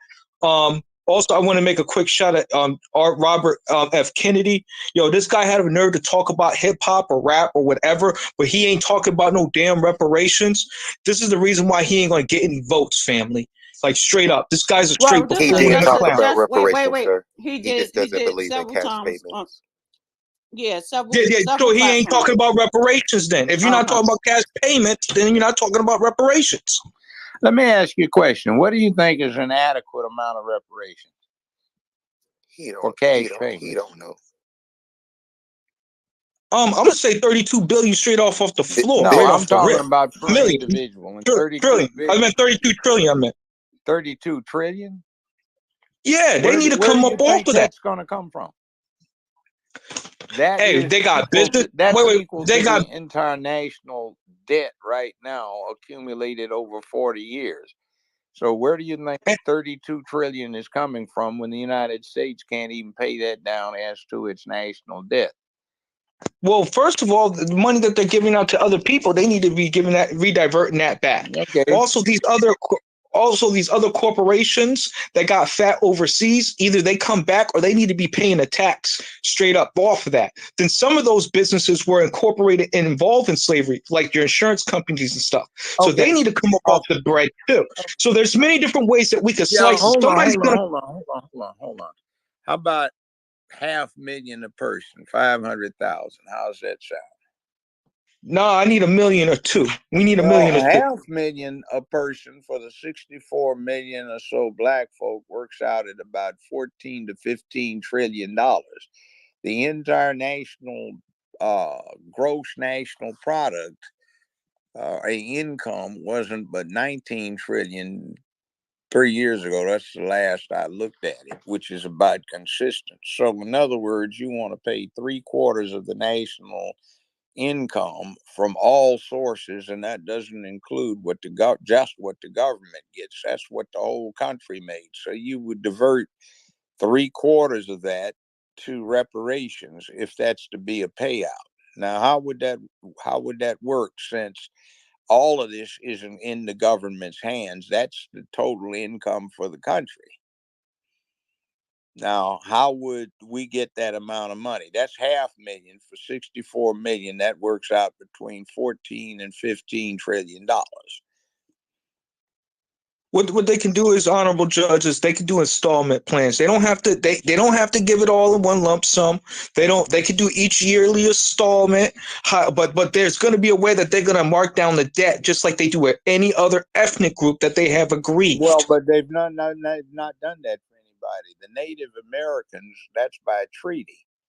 The Japanese, that's by name. Those were specific individuals. And Now, Special Field Order 15 is a treaty as well. That's something that belongs to us. No, that's not a treaty. A treaty is only binding as part of the supreme law of the land under Article 6 if it's been ratified as such by the U.S. Senate. Now, I'm just not saying it's not appropriate, but it's all a matter of things. See, like $500,000, that is relative. In other words, what I went through for 76 years of life in the United States, and they want to tell me that it's only worth 3 or 4 days of my employment. Hell no. But you see, that's what I made per every 2 or 3 days. So it's all relative. See, there's money and then there's big money. $500 million, if you gave that out, won't even buy you one B-1 bomber, B-2 bomber. So it's all relative. You got to have $1.5 billion to buy one B-1 bombardment aircraft. And we got a whole bunch of them in the inventory. So, I mean, it's all relative when you get to talking about money. See, there's money and there's big money. And most people aren't thinking about big money when they think money. For the government, that ain't a whole lot of money in one sense. Look what the same Steve Cohen reported out of the Black Caucus's Reparations Committee 2 weeks after we went through that farce 2 years ago, where the Black Caucus held these hearings on whether or not to have hearings on setting up reparations. And 2 weeks later, he reported out of the committee, which got put on the House floor and passed on the first voice vote with no debate, the so-called Gay Reparations Act, which wasn't but $58 million. That's chump change. That's just a missile load in a fighter plane, carried by one fighter plane. That was for gays who had been denied insurance benefits that were available to married couples. So it's open ended, but 58 million isn't even what it would cost to arm up an American warplane. So, I mean, it's all relative. So, just what are we talking about, and what would we be able to afford? Now, I would love to get this. I mean, I've gone through all kinds of slings and arrows. And by the way, I'd say this: the worst racism I ever encountered in my life was not when I got a Coca-Cola bottle shot off my knee when I was 5 years old by some racist. It was not damn near getting done in 8, 9, 10, 12 times by some mess one way or another around this country. It was when I worked in glorious Hollywood. Now, I just have to say it's all relative. So, when do you think we are going to get a congressional black caucus that will do something about this, when we seem to be so enthralled to the Democratic Party that we will act just like good slaves and wag our tails and let our tongues loll out as we beg for treats and keep voting for them, and they don't deliver a damn thing to us? When do you think we're going to get it? They have no incentive to do a damn thing. But LGBTQ is a real live prospect. It votes critically. And that's what the Black Caucus is responsible for, too, because so many of them just got elected because they look black. But in essence, they always intended to represent LGBTQIA plus, the cult. Now, we don't seem prone to do that. I get all of this feedback on X these days about being a sellout because I'm not supporting the jackass that's in the Oval Office. So how do we get there? All right, stay right there, Negro. I'm gonna go to Black Q, and then I'll swing back to you. Go ahead, Black.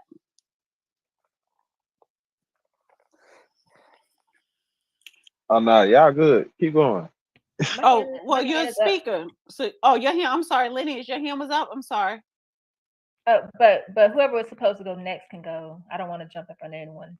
No, did you No, just go put your ahead. hand up, or was it up? Because I It was didn't see it. it was up for a while, but I don't Oh, go know ahead what the then. No, no, order is. no. Okay. Go ahead. So you were talking on treaties, and I was wondering, like, what would the the descendants of chattel slavery, Black and African descendants of chattel slavery, have to do in order to incorporate or organize themselves, in order for the government to view us as eligible to enter into a treaty? Because my understanding is it's that kind of status that is required, for, I believe, for us to even have a bureau, to be kind of given the same kind of license as the indigenous Americans, as far as them being able to have a bureau, being able to have all these specific provisions that all kind of are traced back to these treaties. So I was doing a little reading, and it looks like we could have a treaty, but we would have to, like, do all these, we would have to do something. Well, I don't know law good enough, but what in your purview, like, what could we do to be eligible for a treaty? I read something about doing it like a collective land ownership, like historic lands, like for uh, African Americans who still have own historic lands, to come into some kind of collective and have some kind of representation, like in Congress or whatever, to then be, and I don't know how much land it has to be, but then they could go into negotiations into a treaty that would put us in a similar standing legally with the federal government, similar to what the Native Americans have. It's not going to happen. First off, you have to understand what was going on is when Article 6 was put into effect, it said ratified treaties are part of the supreme law of the land. This was back in 1789 when that provision was incorporated. Well, as part of the original Constitution, when that was ratified, there were a limited number of white settlers on the eastern seaboard of the United States, just creeping inland to what was a primeval forest,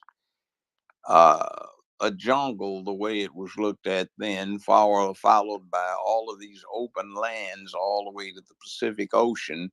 And there were these Indian tribes that were looked at as nations because they had their own governance. And at the time, a lot of the Englishmen came from situations where they were familiar with the clans in Scotland. They had long traditions of tribes where they had the English tribes that opposed the Romans. So they thought of these tribes and these assemblages as nations. And one of the things they were attempting to do is keep order in the process of interacting with these Native American nations, because Native Americans would take scalps and nail them to their lodge poles and generally kill people on slight or great provocation. So this was a serious thing. And considering the state of warfare at the time, it was touch and go. So this is like having a treaty with Russia now, or China now, or Korea now, or Japan now, or Germany, Italy, England, France, you name it. And that's the way they looked at it. And black people are citizens of this country, and there's no way that black people could form anything that would qualify as a sovereign nation, which means three things. You have a territory that is subject to borders or definition.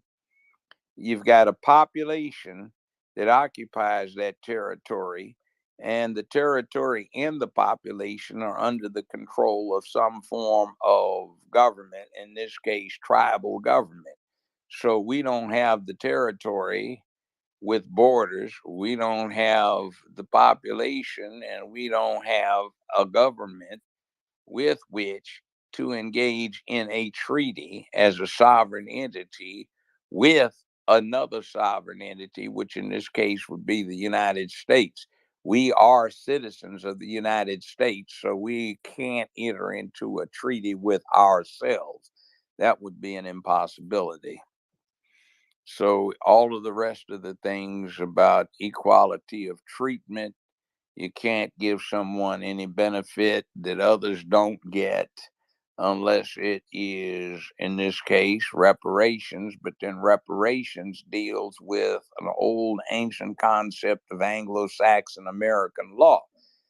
The whole point of reparations is that it's a form of compensation for a wrong, and the wrong is individuals. So to keep the wronged individuals from rising in insurrection, from starting a vendetta, a feud, or taking matters in their own hands, you give them a civil bribe so they will be peaceful. In other words, if money crosses the palm of your hand, would you not go shoot this guy or not set up a family feud?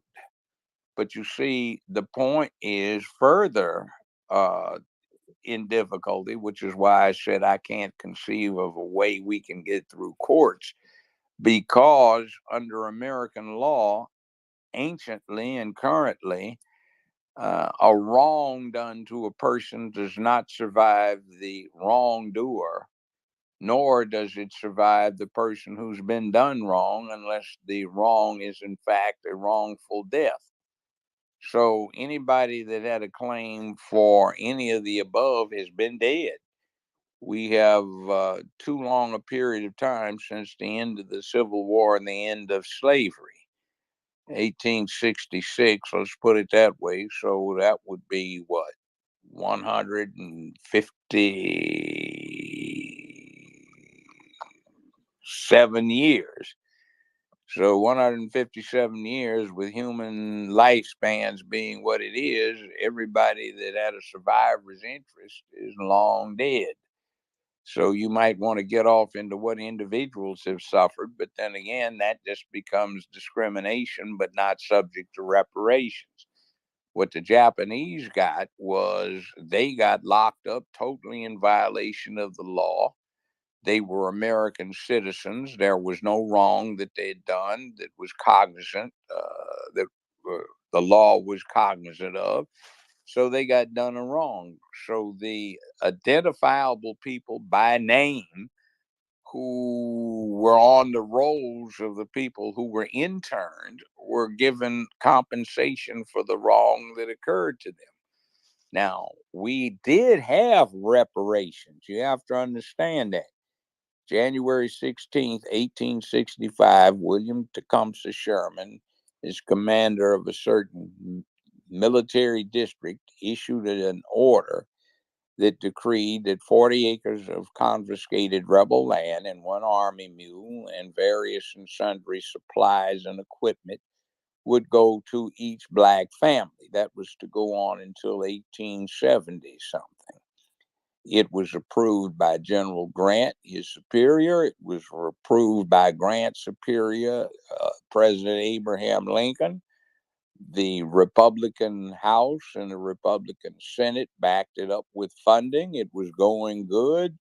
And then Lincoln got assassinated, and his vice president, who was atypically of the opposite party, a Democrat, became president of the United States, and he decided he didn't want his Johnny Reb buddies to suffer. So since the country had not yet reassimilated the southern states in question, and it was still, they still were in a military district as commander in chief, he overrode a military order by Lincoln that backed up the military order of General Sherman.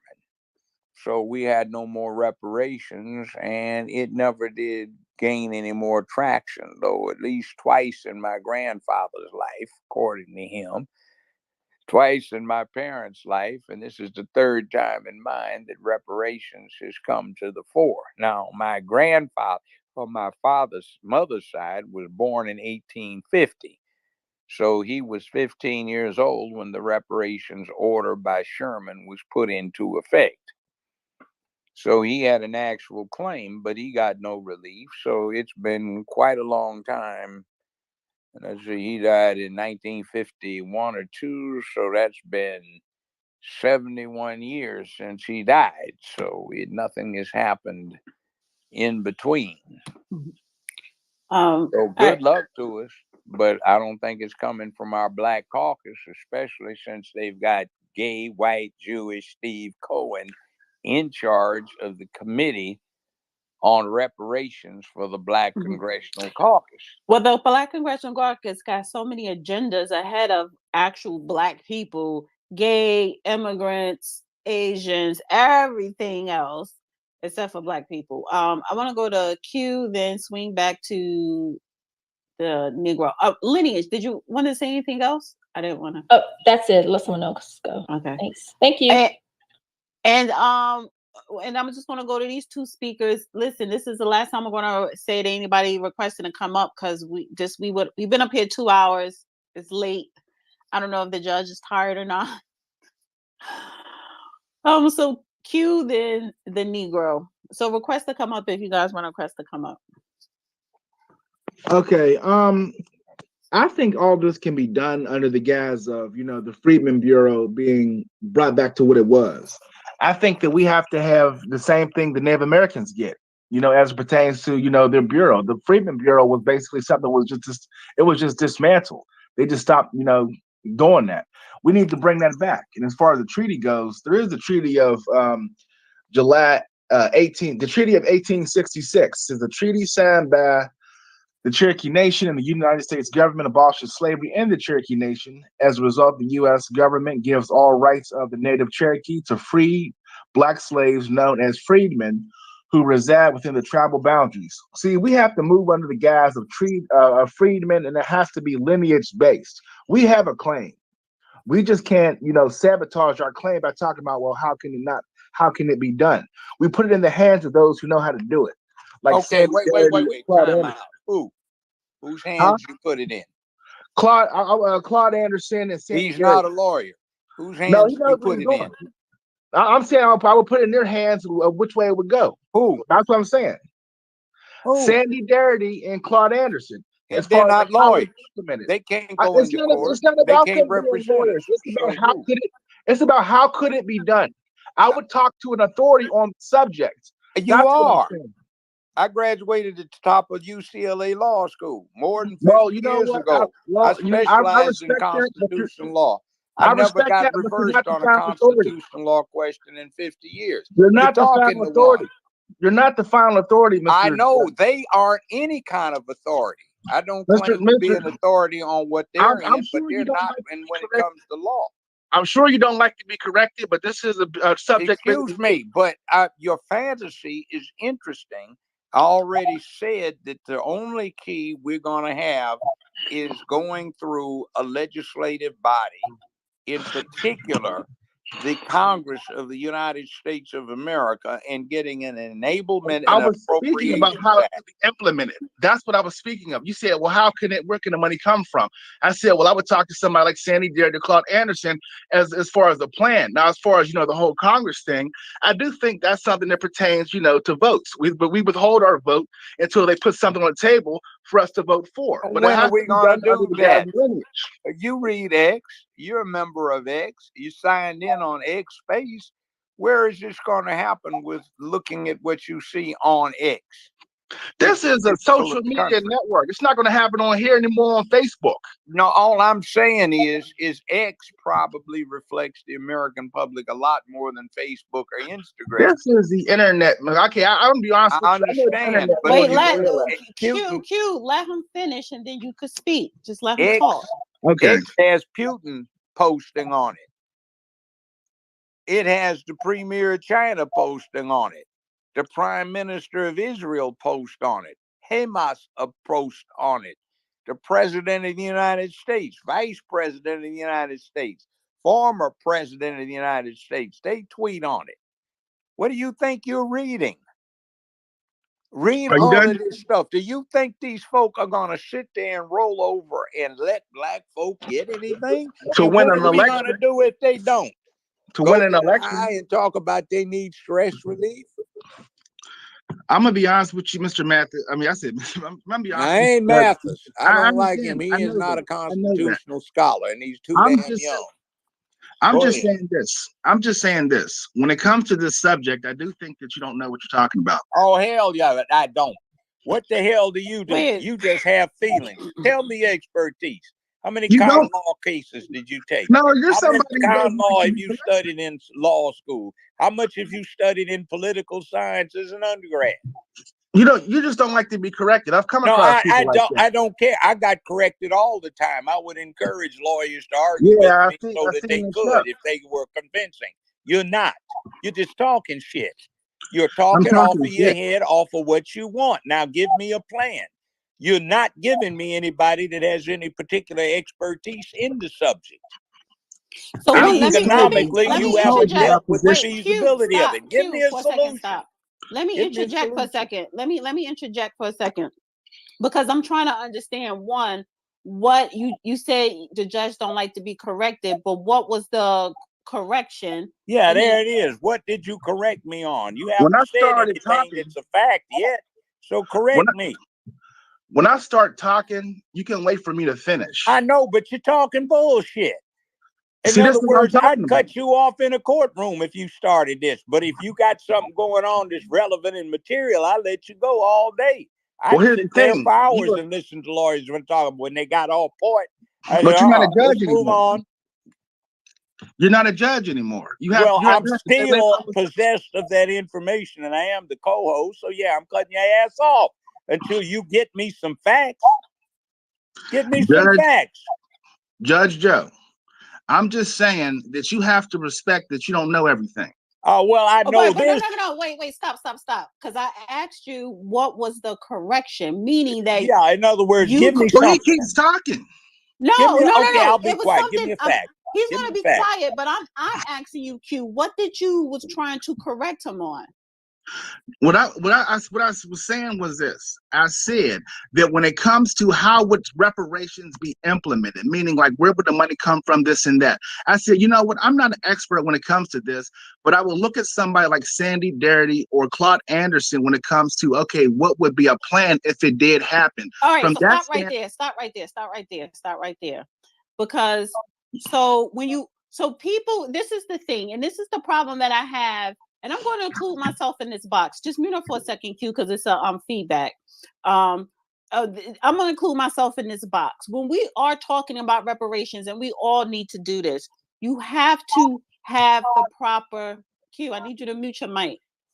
I need you to mute up because it was too much feedback. And Sorry. if you, yeah, and I'm still talking to you, but just give me a second. If we are so gun-ho on reparations, what we have to understand, and I came to that conclusion, you have to have the proper language.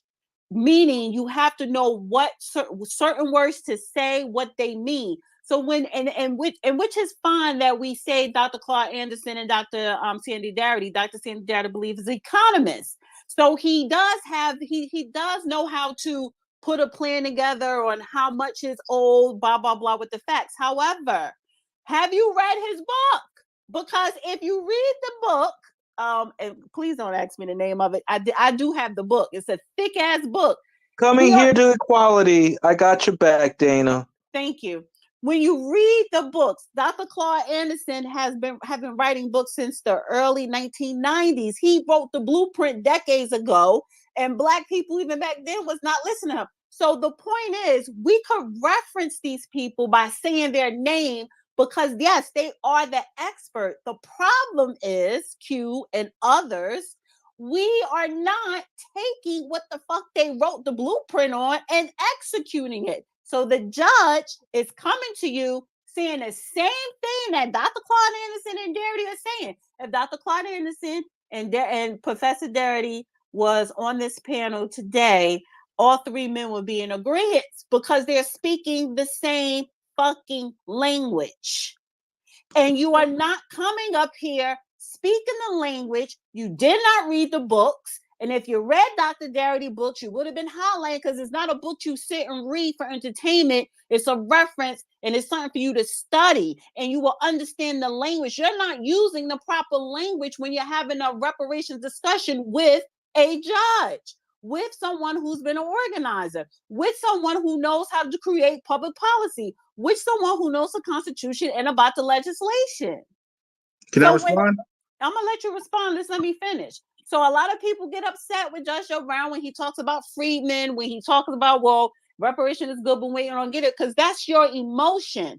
But if you want to talk about the facts, and you could talk about the facts, because he's not saying we don't deserve it or we're, it's not old. You can't present a case to this man. So he is going to shut you down because any discussion that he has, he's coming from that standpoint. He doesn't care about our feelings. F your feelings. Dr. Claude Anderson doesn't care about our feelings, but he wrote a goddamn blueprint. He got 5 fucking books, and we're not utilizing it. It's the same with Sandy Darity. So if we are not studying the blueprint and then executing it, please don't come up here arguing with the judge because he knows what these men know. You don't. Can I respond? Go ahead. What I was saying from the very beginning, because I was actually trying to lay out a point. I said, when it comes to the subject, I think it's better, if implemented, to talk to somebody like Sandy Darity or Claude Anderson. Claude Anderson gives a good blueprint when it comes to, Black people using our lineage as the foundation. We have to surround ourselves we have to build up our lineage and put our stuff around that. And that's what somebody like Tariq Nasheed is doing. See, I'm on the same boat. No, Tariq Nasheed is not doing that, sir. No, he's not. Actually is. No, he's not. Let me mute you just mute up for a second. Just mute for a second. Tariq Nasheed does not have an organization. He is not a politician. He does not deal with public policy or legislation. He does documentaries, and I love his documentaries. He is for Black empowerment. He is for Black culture and preserving it. And that's what he's there for. He has a large following. He knows how to prop people up who are running for office so that that person could get the recognition, get the donation. He's doing his part, sir. But don't ever put him in the same category as Dr. Claude Anderson, Judge Joe Brown, or Sandy Darity. He's not that. And so going back to what you come up here saying, listening to Dr. Claude, we know that, we agree. They wrote the blueprint. Are you executing it, Q? And when I say Q, I'm talking about all Black people. Did you read their books? Did you write out notes? Did you organize on your local municipality level to go to your councilman or go to your city hall, to go to your state government and say, we need a legislation. I want to create a reparation task force. ADOS has been doing that. What are you doing on the ground work? Leave Tariq Nasheed out of it, because we're talking about the fucking work. And when a judge pushes back on you, he's going to push back and then you're going to be combative with him because you're not doing the work. He just wants the facts. He started talking at me. I'm only thing I'm doing is trying to talk about the point. Yeah, but you haven't given me a point yet. All you've done is say these magic shamans or wise men or the academicians are going to come up with a solution that has been lacking for 157 years. Now, if you come up with an idea, fine, but tell me. I'm familiar with them. I've talked to them in person. I know them. Matter of fact, Dana and I have had shows with them on there. No, not with them yet. We haven't. No, I think you've been on another platform with Dr. Claude Anderson. Yeah. Okay. So I've talked to him. It's no stranger. We're the same peer group. He's an academician. I'm not. But what I am is I'm a real world practitioner. Now, he lays out a plan, but the point of the exercise is, how do you do it? Sounds good, but how do you get it put in place? And I will give you a reminder of a truth that is yet to be disproved on the world stage. And Chairman Mao Zedong put this out. He said, power comes from the barrel of a gun. It's all about might makes right. So what is it that we have that can cause those who are mighty to pay attention to us? Our vote. Our vote. And what goddamn vote do we have? And that's what I'm saying. Why by the Democratic Party, which is not going to do shit for us. They haven't. They won't. And the damnedest thing about it is, out of the last 157 years, for most of it, they've been the main impediment to getting any damn thing done. Now they want to flip the script. Don't believe it, because all they're trying to do is get Black folk to stupidly line up and support their goddamn new religion, which is the LGBTQ rainbow cult. And that's what they want you to do. They're new converts. So they're not going to do a damn thing for us, because there's an ample number of members of the Black Caucus, Congressional Black Caucus, to do something about the problem if they chose to do so. But they're not, and they won't. All right, so when are we going to get that through our thick skulls? And the reason I brought this thing up about what do you think is going on X, where you get all of these Negroes upset when somebody tells them they won't get shit by continuing to vote for the Democratic Party like damn lapdogs. I didn't say vote for the Democrat Party. Well, I said you convince Black folk to vote otherwise. That's a problem. All right, Q, I'm going to give you the last word because I want to move on to other speakers. Yeah, now, excuse me. I'm being emphatic. I'm not mad at you. They're good points you're raising. I'm just going, I don't even understand what's up with all this emotion and tension. I mean, if I was talking about a point to you, or you're talking about a point to me, and I said, well, what the fuck do you mean by that? That right there is not the way to have a conversation. Well, I just said he doesn't care about you. He doesn't care about your hurting your feelings. It's about basic decency. And he's not cursing at you. He's not cursing at you. People are dying. It ain't a matter of courtesy. Folk are dying. Right, and he's not cursing every at day. you. He's not disrespectful like that. So just because this man cursed, I curse. He's not cursing at you. And again, the I'm judge not do not cursing at care you. about your feelings, especially It's when not it's about another caring. man. It's not about caring about my feelings. But if somebody just started cussing up and at you and just cuss, that sort of stuff What will did rub he? your What wrong Wait, way, first wait, wait, did wait, he wait, wait, especially say? as wait, a wait, wait. stranger. Hold on. One Man, problem he we sounds have stuck. right Can we go to here. the next person, please? One All right. problem we have right here that you're illustrating. Everybody wants their feelings protected. The world does not give a goddamn about feelings. Not Well, one okay, damn. if that's going to be what it Now, is, I understand. I feel the same way. is when you want to get into this ain't just an academic discussion. There are several tens of millions of people impacted by this.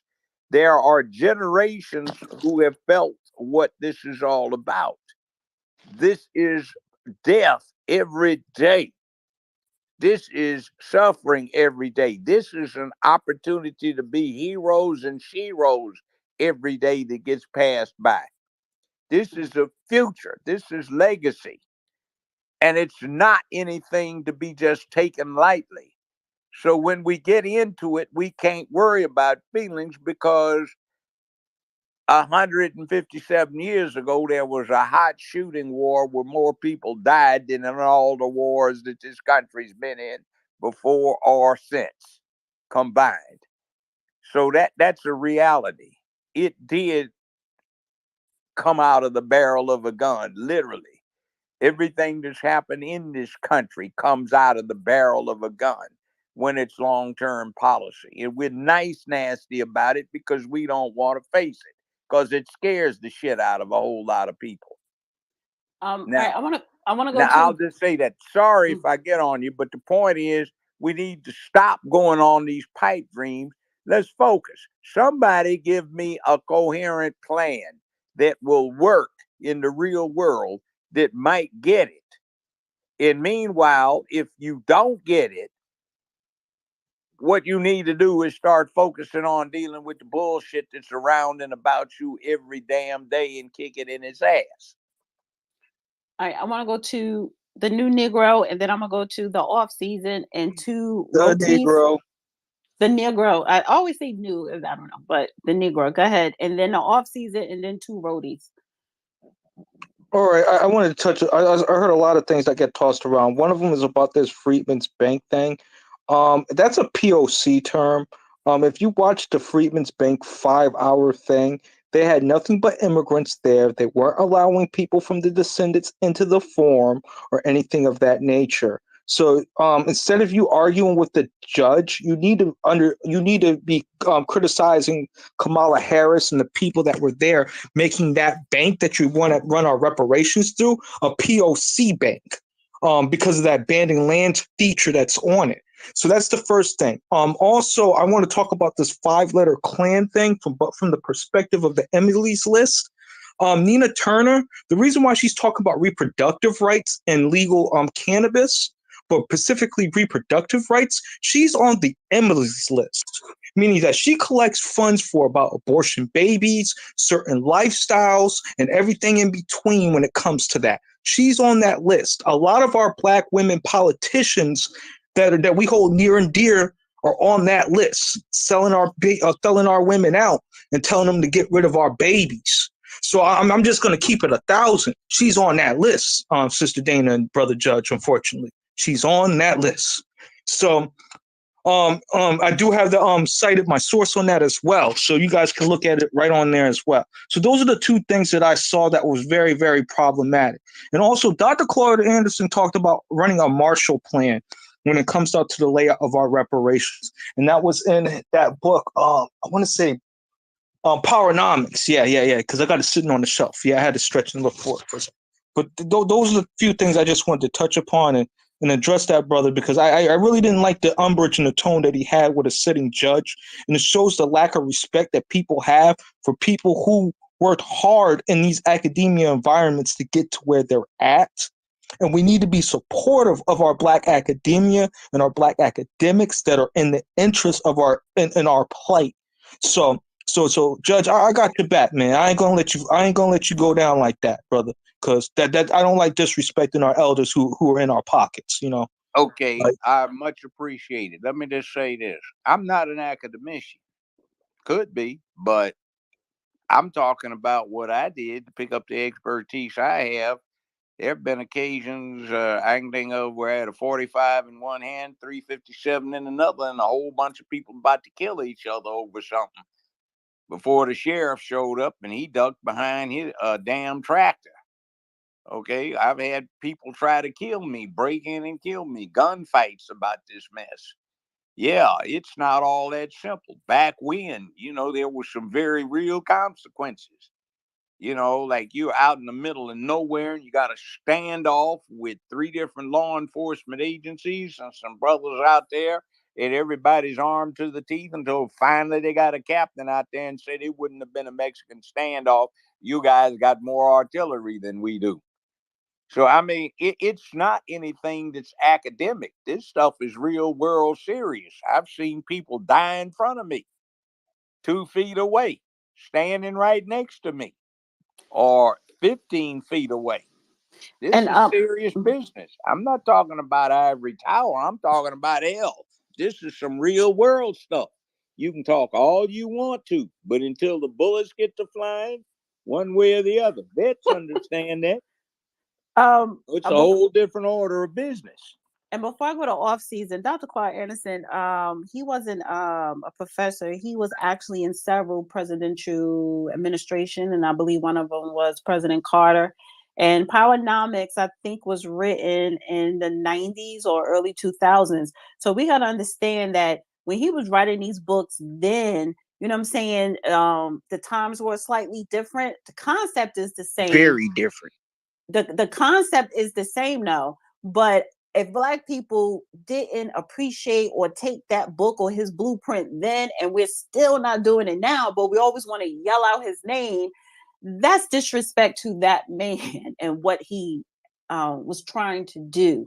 But yeah, so when you talk about Judge Joe Brown, a judge who knows the law inside out, he was a judge longer than he was on TV. When you talk about Dr. Clark Anderson, he worked in presidential administration. So, all right, I'm gonna go to off season, then two roadies. Go ahead. First of all, Judge, I feel what you're saying. I understand what you're saying. It's just the way I see it. It's everybody is not gonna have the same opinion, and that's what's wrong. Everyone wants to have their own opinion about things, want to have their own feelings about how things should be, and until we all just, well, I mean, we're not all gonna agree on the same thing, but it got to be balanced. We all can't just expect one thing to happen and then everyone else go a different route, or we just can't expect things to change if no one puts in the work. It's a constant circle, like it's a constant thing that happening where everyone wants change, but everyone don't want to put in the work for change. Nobody wants to have the knowledge to know how to achieve the change. They just want to go out and try to just make stuff happen. I don't think like folks just trying to make stuff happen, it doesn't work out because you don't have the blueprint. Like, we have the blueprint. We know people, we have ancestors in the past that have, did stuff to try to make change, but to continue to make change is gonna be having a lot of improvement, and it's gonna have to a lot of people are gonna have to get out of their feelings about what's said, because I mean, like you said, nobody give a damn about your feelings. So it's just the point of you just gotta express yourself the right way. So not just not expecting everyone to agree what you say, because obviously everyone's not gonna agree what you say. It's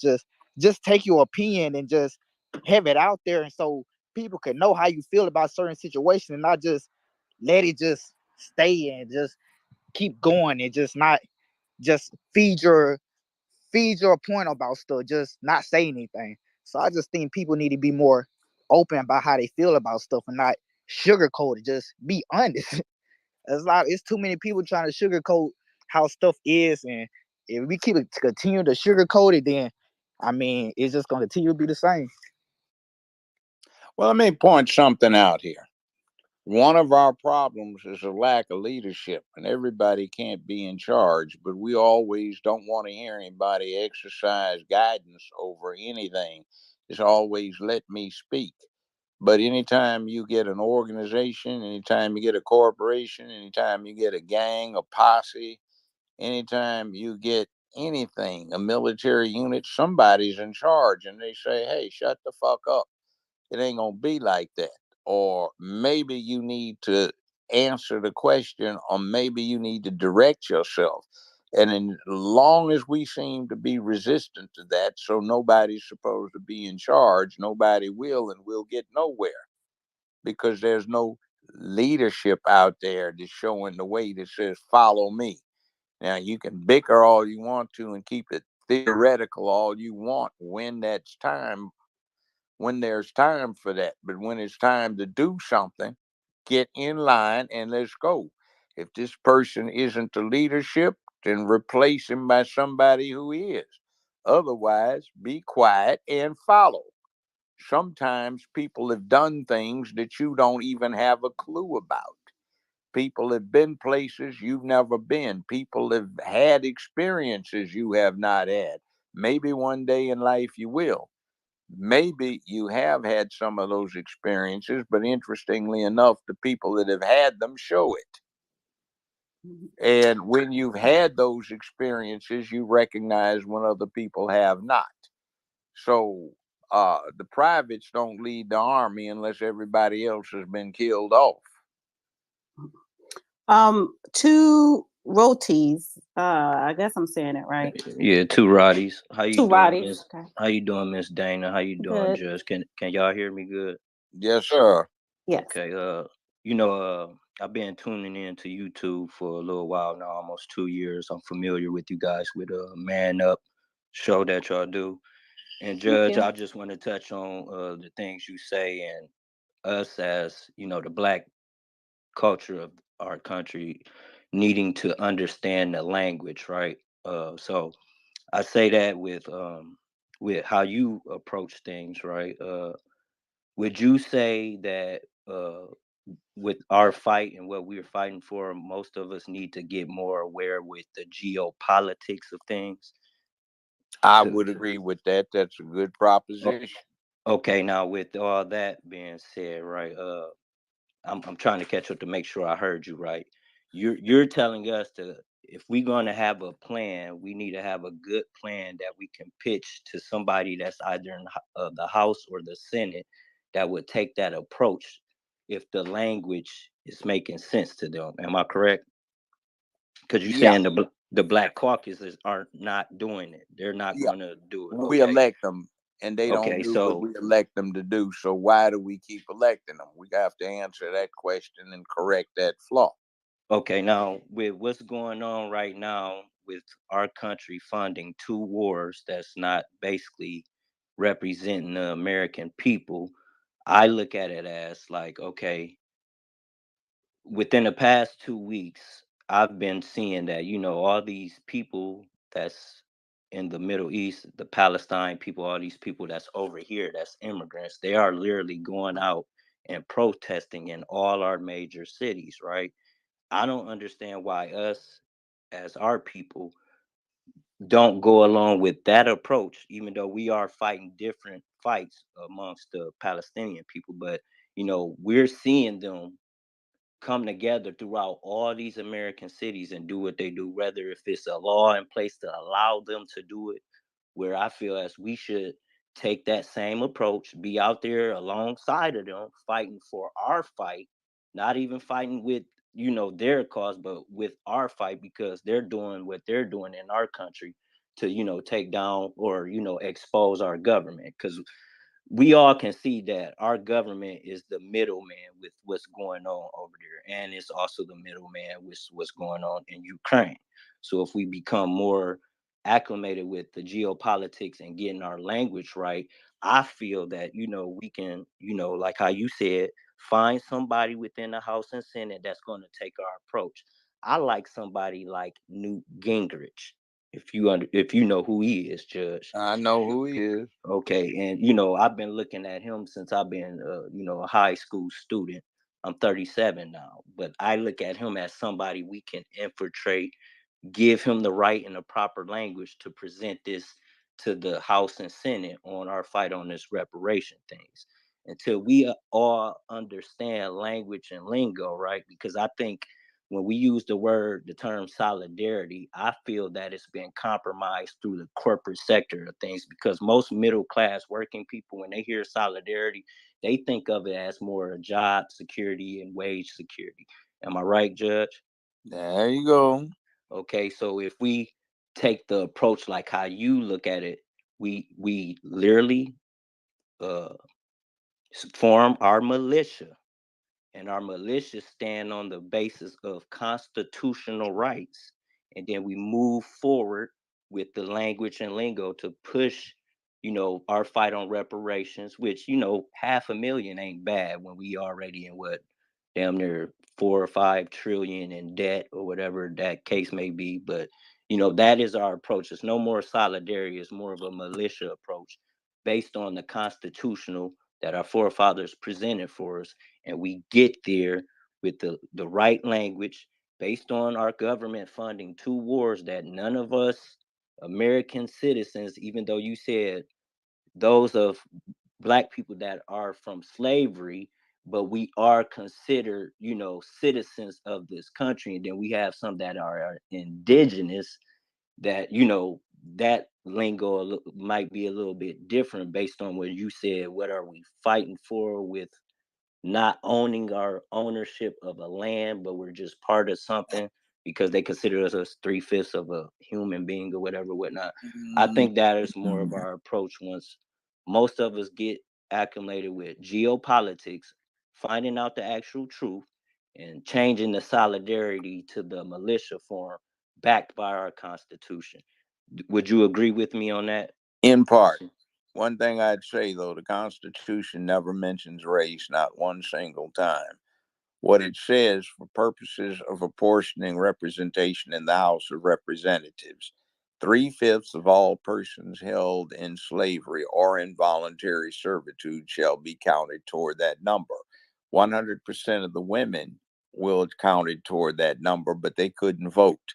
And then the interesting thing about it is there is a person named Sam Hinckley who was counted in that number 3/5, and his direct descendants include George Herbert Walker Bush, President of the United States, George Walker Bush, President of the United States, Barack Obama, President of the United States, Dick Cheney, Vice President of the United States, and 4 other presidents of the United States who preceded them. And he was white. So it's no mention of race, it's just status. Now, that said, we have some problems with what these people are doing right now diplomatically. So we have Article 6, which talked about the primacy of ratified treaties. And one of the treaties that was ratified was one that was negotiated in 1999 by President Bill Clinton, and it was duly ratified by the U.S. Senate. It says Ukraine and United States enter into a treaty, etc., etc. Each signatory agrees that they shall apprehend, detain, and extradite all parties wanted through appropriate proceedings by the other. And Joe Biden has been indicted in a multi-page organized crime indictment along with his son. And under that treaty, which is part of the supreme law of the land, we are supposed to apprehend him, we're supposed to detain him, and extradite him to Ukraine for trial as a habitual criminal, an organized crime figure. And to a great extent, it's interesting because I've heard it over and over again. There was a January 2017 conference before CNN when he was on stage sitting at a table, and he chuckled about it and said he had committed extortion against Ukraine and he threatened to withhold $14 billion in loan guarantees to Ukraine if they did not remove the person that was trying to prosecute his son and himself. So that becomes, under Article 2, Section 4, a matter of impeachment. And interestingly enough, it is firm grounds because there are three avenues to impeach somebody. One is for treason, which is defined strictly in the Constitution, the only crime defined therein. Two, there is bribery. And three, there are other misdemeanors and felonies committed while in office. So you have multiple misdemeanors and felonies that somebody committed while holding the office of vice president. You have bribery, which he admitted to. He says, I guess I'm guilty of bribery and extortion. And you also have an interesting thing now when Congress proceeded against Mr. Trump for the second time to impeach him after he was no longer holding the office of president. They set the precedent for going after somebody for acts committed when they no longer hold that office. In this case, Biden holding the office of vice president. Now, aside from that, we have spent an enormous amount of military resources on Ukraine and now on Israel. And what we sent over to Israel is not new.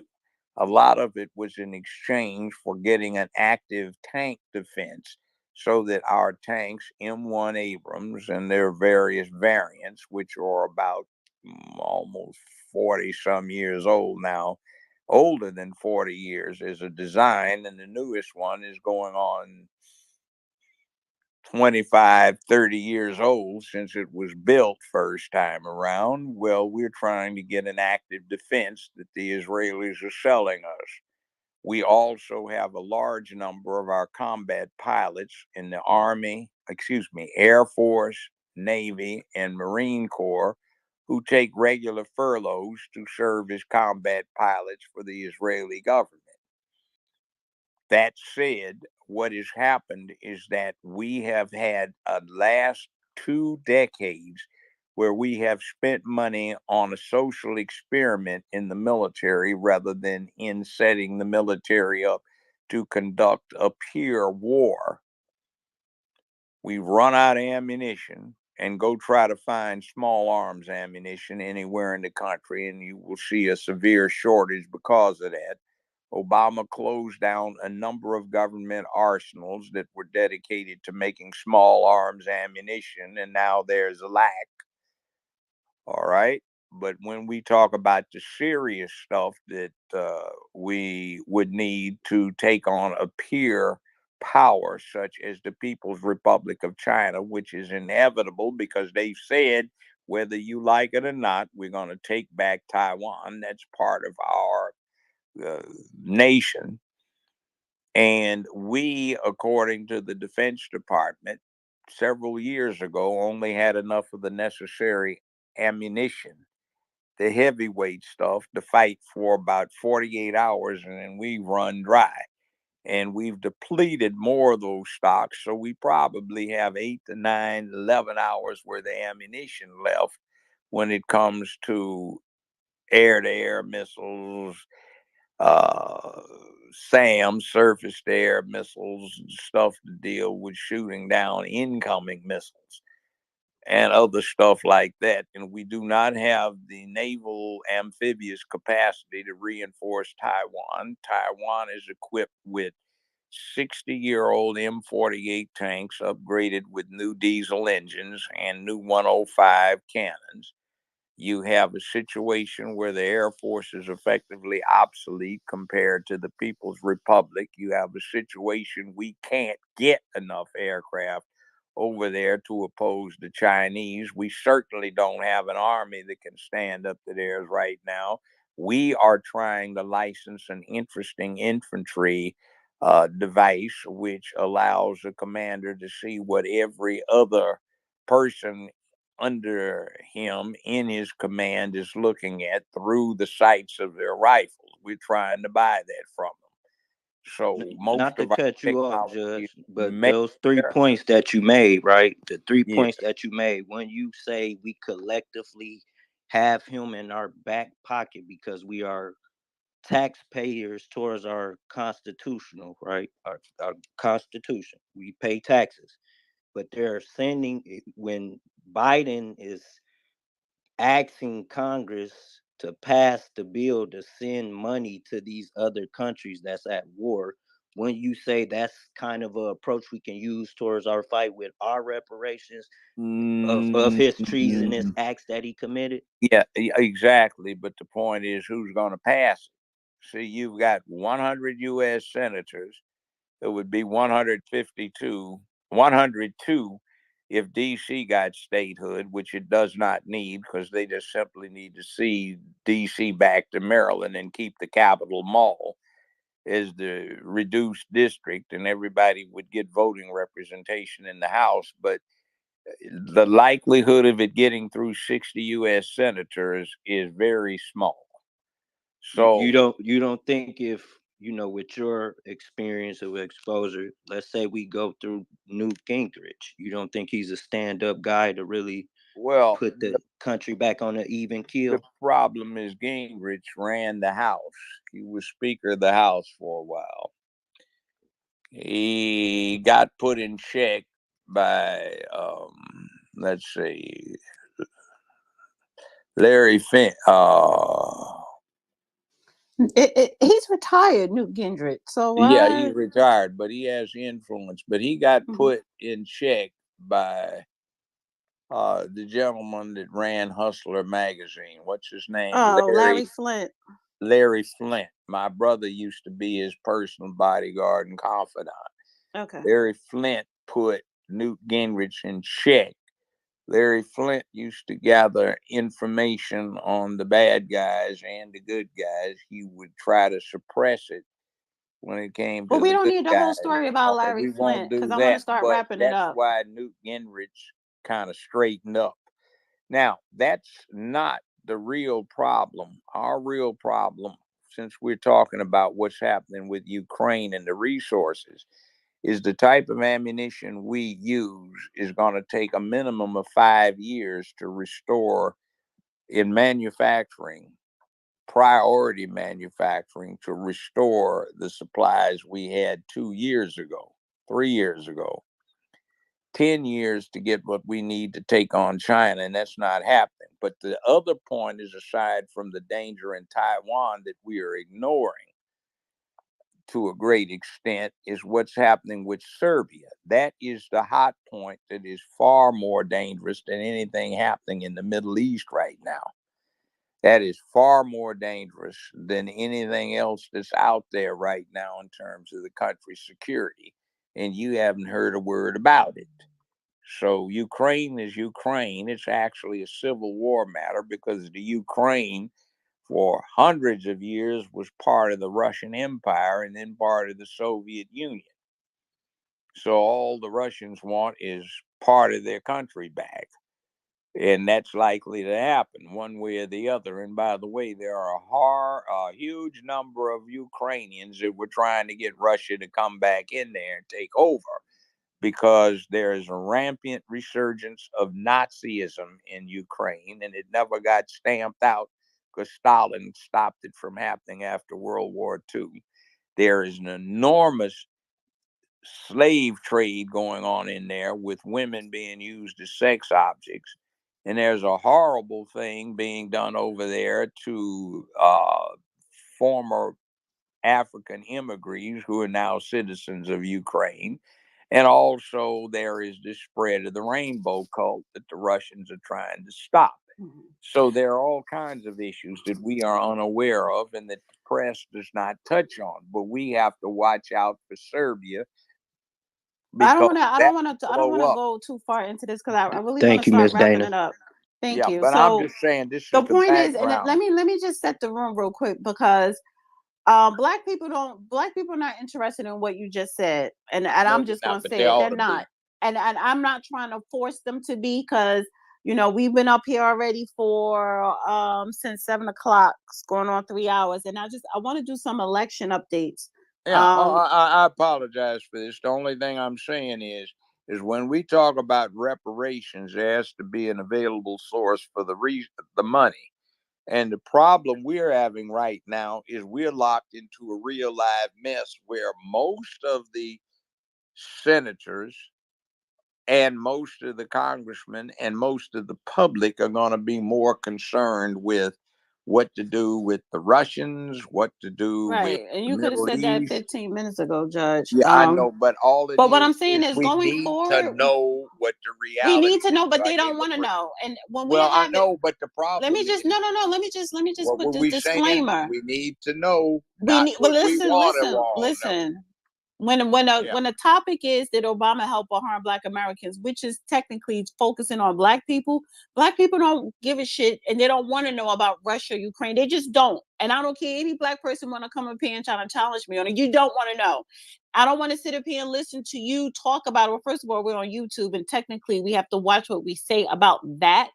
But you're saying we need to know. You're absolutely right. They just don't want to know. And what I've learned, I'm not going to force a grown people to learn or to know any damn thing they're not willing to seek themselves or have no interest in. Just real quick, and I'm gonna go to Immortal. Election update. So Ohio passed issue 1, the right to abortion, 56% to 44%. If this state does turn blue, I will be out of here. Governor of Kentucky, a Democrat won, beat Daniel Cameron 52 to 48. However, the Republicans, I believe, still control the state house and agriculture in Kentucky. Ohio, they legalized marijuana, 56 to 44%, 60% of the vote in. Mississippi governor, 27% of the vote in. Republican, 56 over 52 Democrat. Pennsylvania Supreme Court, McCaffrey, Democrat, 58%. Carluccio, 42%, 48% of the vote in. Let me just tap for New Jersey. I don't know what's going on in New Jersey. Oh, over state government controlled party. Okay. That's that. The state senates, 5 Democrats, 3 Republicans, state assembly. Okay, that's state stuff. I really don't give a damn about New Jersey. Let's see New York real quick. City council, yeah, that's look like it's all blue. I really don't give a shit about New York either. It's Maine, Ohio, Virginia, Texas, Rhode Island, Connecticut, Colorado, Mississippi, Pennsylvania. All right, but who cares about the rest of them? Go ahead, Immortal, and then we're gonna wrap it I'm up. about to say, I appreciate you, Dana and Miss Judge and Dana. Hey, these privileged people in Ohio will not let it go blue. Just know that. I hope not, because I didn't come out here for another damn sanctuary city, honey. Thank you, two roadies. Go ahead, Immortal. You can unmute. Immortal? Yes, appreciate that. Greetings to the host and co-host Dana and the honorable judge Joe Brown and all the people here. Greetings to you all. So, just want to real quick speak to the topic. Did Obama help or harm Black Americans? That it hurt us. Thank you. You too. It hurt us from a propaganda standpoint. It's always been propaganda against Black Americans. And the best, some of the most damaging propaganda is when you can present that one thing is happening when the opposite is happening. And I think that's what they did with Barack Obama. Some of the harms come from some of the things, legislation and different things that got passed, such as now there's the ability to kill an American citizen if certain areas of the government and their intelligent apparatus feel like you're saying the wrong things, they have the right to go ahead and execute you based on national security. And these are laws. Now look this stuff up. Don't just take my word for it and throw rotten tomatoes at me for saying it. Look it up. Yeah, you can, and the first instance of that was when there was some guy You know, he claimed to be a Muslim. He claimed to be a white guy. And Obama sent the drones after him and his son. Now, funny about that case, that man was killed about 15 times in the 2000s. But in any case, they were trying to make the case that we can send drones against American citizens. Now, he wasn't on American soil. But see, I'm here in St. Louis where Darren Seals died. So let me bring it, a little closer to home. He's dead. Darren Seals is dead. And that's after these things that nobody's trying to bring justice to that. Nobody's asking questions. And the police was flagrant with how they handled it. They let you know that they didn't care or that they already knew and they weren't going to do anything about it.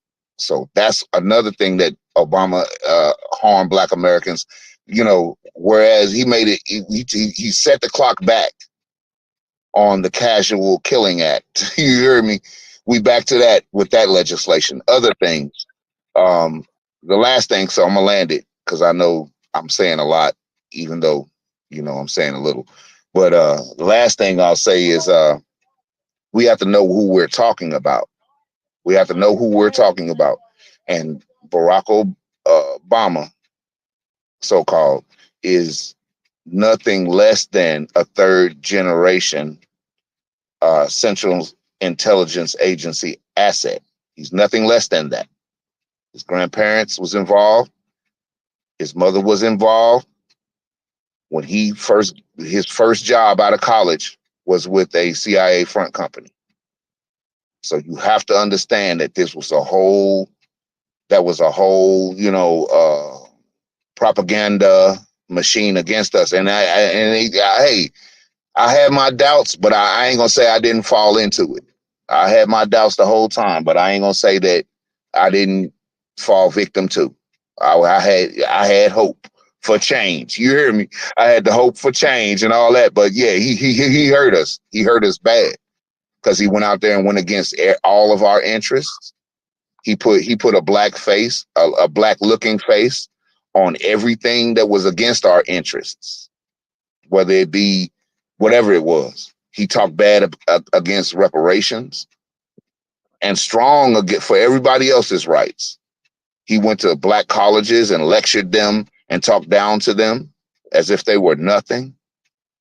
And he's the reason why you see politicians like Kamala Harris on the rise who have openly said, because Barack Obama, don't confuse the campaign with his presidency.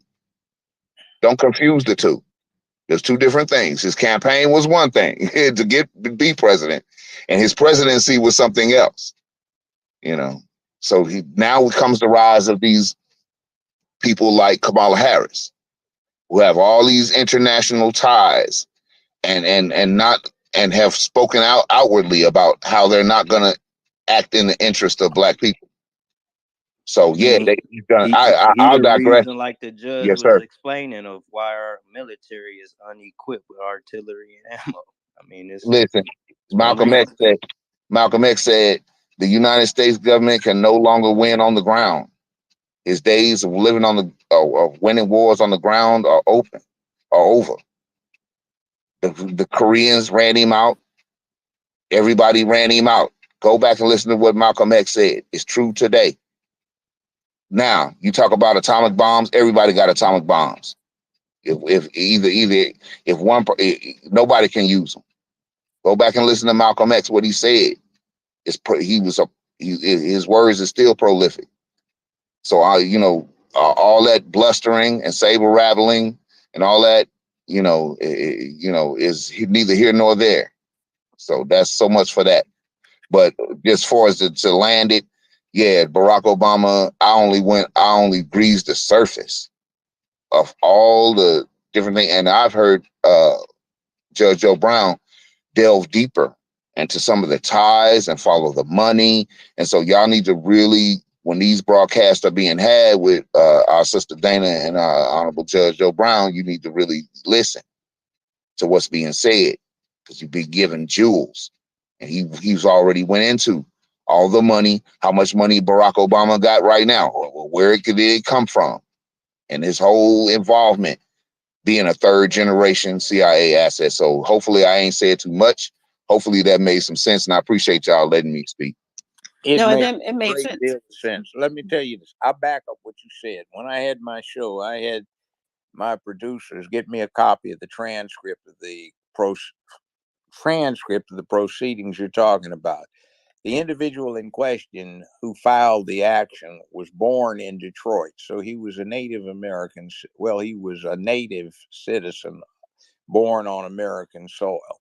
It concerned his adult son, also born in Detroit, who was an American citizen by birth. And it wound up involving his grandson, who was born in America, an American citizen.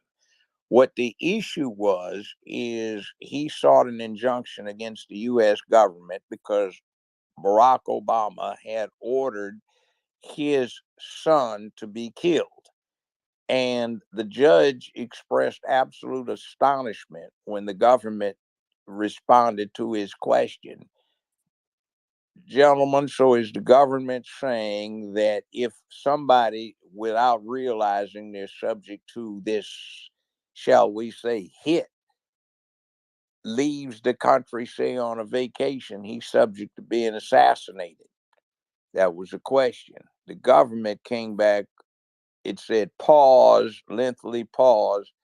Well, no, Your Honor, not quite. Judge comes back. What do you mean, not quite? Well, it's our position. He doesn't have to leave America. He can be eliminated while he's here. There's a pause. The judge says, expressing astonishment. What do you mean on American soil? Well, in other words, he can be removed while he's here in America. The judge says, so what happened to no person shall be deprived of life, liberty, or property without due process of law? You're depriving an American citizen of his life without due process of law. Well, if the president thinks, Your Honor, that this is something that merits his removal as a threat to the country. But wait a minute, are you saying that this man has committed a crime? Well, no, sir, not that we know of. So, in other words, somebody on the president's own decision with no due process of law can be killed in America who has done nothing against American law? Question mark. Yes, indeed, Your Honor, that's the administration's position. He said, that's absolutely extraordinary. He says, what would happen if during the course of such an event, say the local police were to intervene and an officer got shot and killed? And the response was, well, I guess the president could pardon whoever caused the officer's death. And then the judge comes back, who would pardon the president?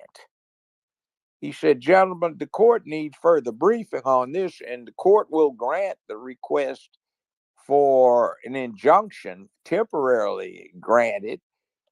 And he reset the case. But before the case came back up, Obama had assassinated this man by drone, and 4 hours later assassinated his son. They just happened to be outside the country. So that set the precedent. It still stands that an American president, on his own initiative, without due process of law, no court intervening, can order a person executed if he chooses. And that's the way we stand right now. Now, the problem, and that's Obama. And what I was listing is the problem internationally stems from the Obama administration, and before that to the Bushes, his cousins who set this up. So we have a real live mess, and I would strongly suggest that every black person ought to spend as much time learning these things as they do trying to figure out what's going on with the NBA, NFL, uh, LB, Major League Baseball, and everything else concerning sports, keeping up with the Atlanta Housewives, Pose, and whatever other nonsense you want to waste your time on. Because these things could wind up getting you incinerated. You know, Armageddon. God Right. gave Noah the rainbow sign, no more water the fire next time. And let me see. I want to acknowledge people in on YouTube. Hi guys, and I just want to read a couple of comments because yes, I said it. Black people don't care about the topic of Russia, Ukraine, Taiwan. Yeah, I don't, because if you did, you will have Twitter Spaces on it. See, I know the audience on Twitter Space, and I know the audience on YouTube. Um, if if the title was about what is Ukraine going to do now that the money is going to Israel, majority of the audience tonight will be white, because we've had this. When I talk about Trump, it's either all majority white or mixed white black. When I talk about reparations, it's majority black. When I talk about Black Americans, it's majority black. And it's so, yes, I said it. Niggas don't care about Russia, Ukraine, or the wars of Taiwan. You should, but I do want to acknowledge who is this? Cartagenia. Yes, we are very interested in that. Please go back to it. No, because they are not. And how I know, the viewership on Twitter dropped when he started going in details. Is it informative? Yes, it is. Sadly, black people are not interested in that.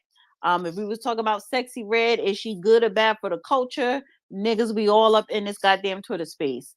Tyrone, Dana is hindering a lesson. That's the problem with a lot of black folks. We don't pay enough attention to world affairs. And when we get stuck with out of control inflation, living expensive, we cry.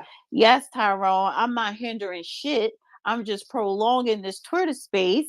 And yeah, and the fact is that people are not interested. Don't shoot the messenger. Blacks aren't getting reparations. Only way if they come up with some economic inclusion. P.S. It would be tied to Fed now and monetized, probably so. Thank you, Vincent, for the super chat. Appreciate it. And who is it? Oh, Vincent says, I've just tuned in late and I will review this entire broadcast at a later date. And I am interested in your perspective on the Ukraine Russia sexual conflict, Judge.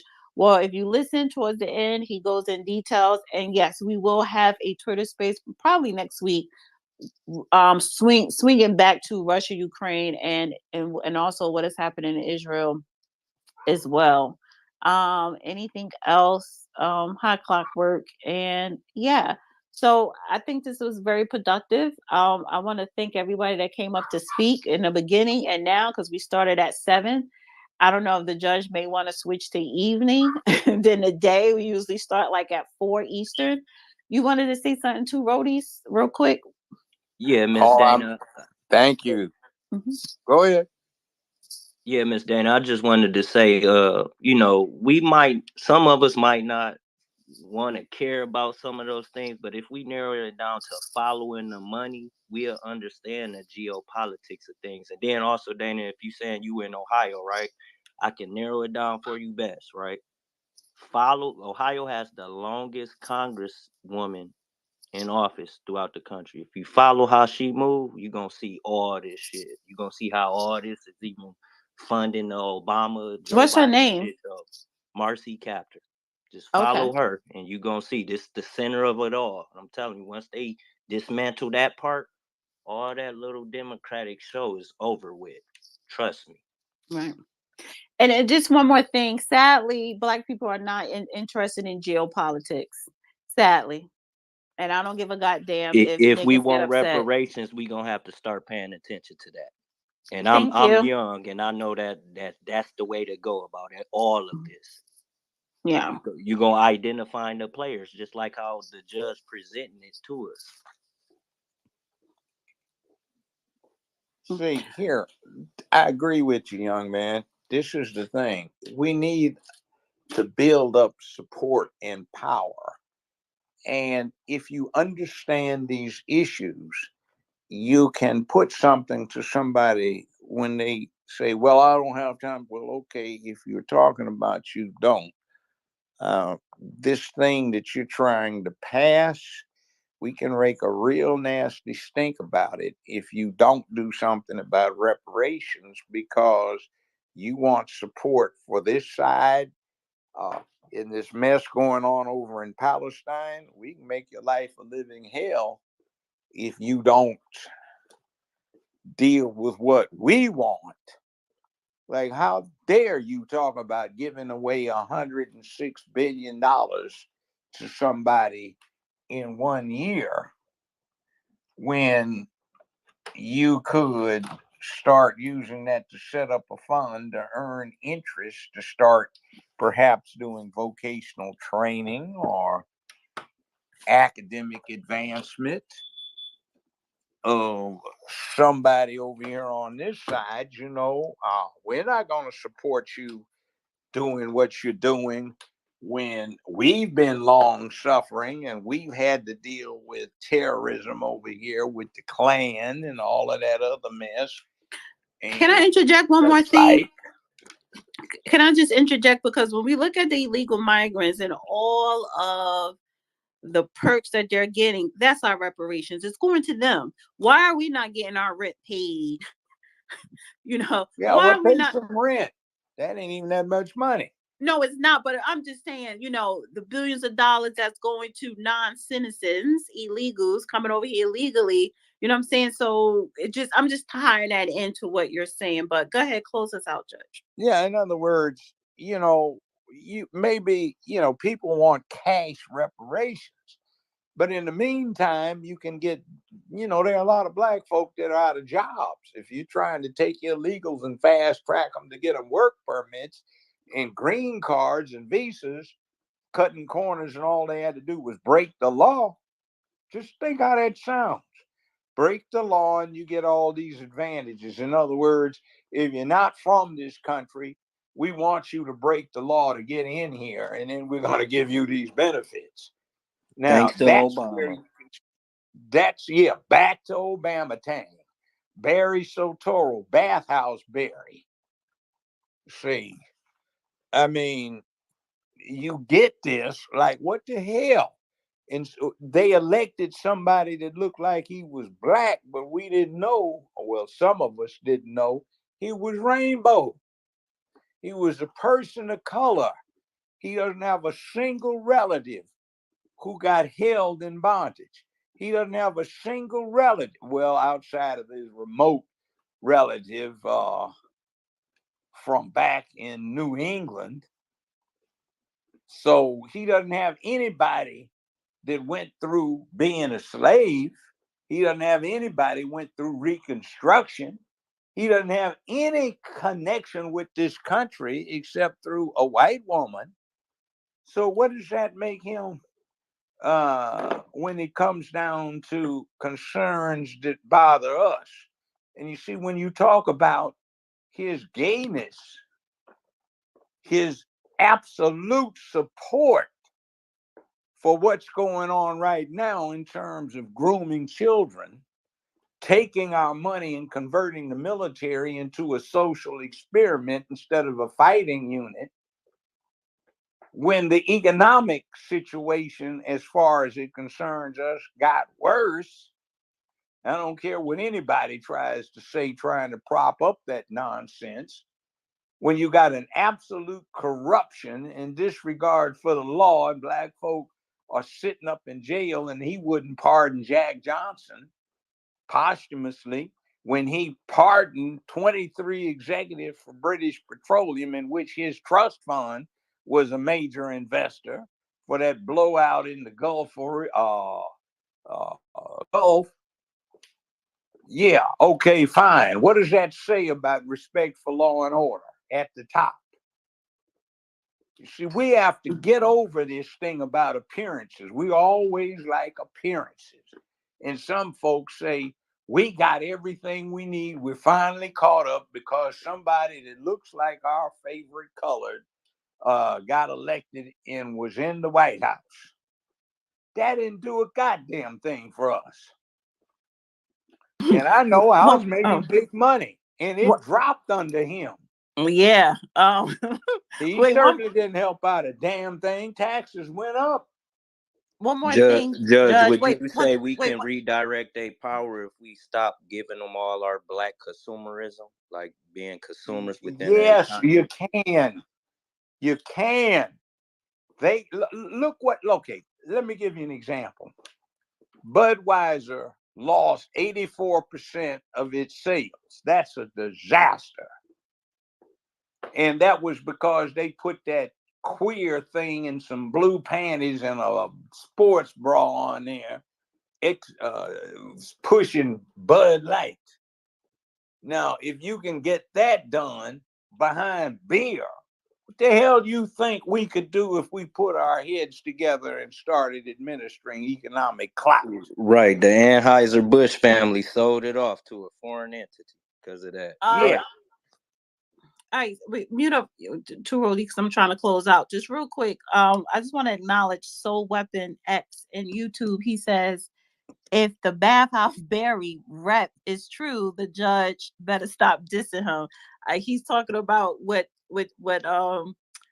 Barack did to that son and father. Yeah, well, bring the shit on. Yeah, the judge I'd is rather go to untouched. Valhalla than go down and be fluffing around on a cloud waiting for milk and honey. Milk makes your breath stink. And I don't like honey that much any damn way. The judge Right, ain't like scared you of ain't shit. tell him yeah, exactly. You ain't scared of no damn Obama or the people like him. Go out in a blaze of damn glory, hell. Okay, I don't know who Twizzler is. Twizzler, I'm trying to close out this space, honey.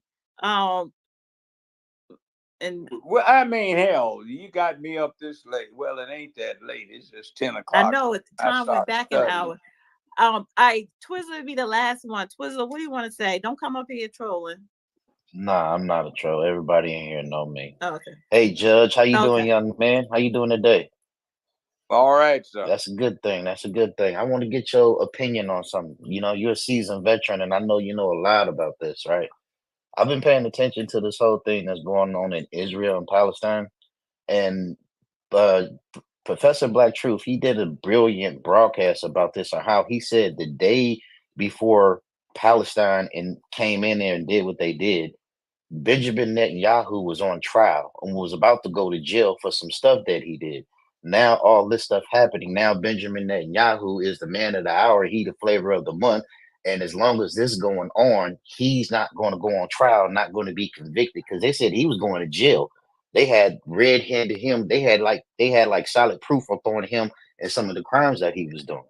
So I ask you, as a man who's experienced in all this, where do you see Benjamin Netanyahu being convicted of war crimes? You think that all this stuff that's going on right now is really bringing an identity to the so-called Israelis and how they are really the so-called criminals they are?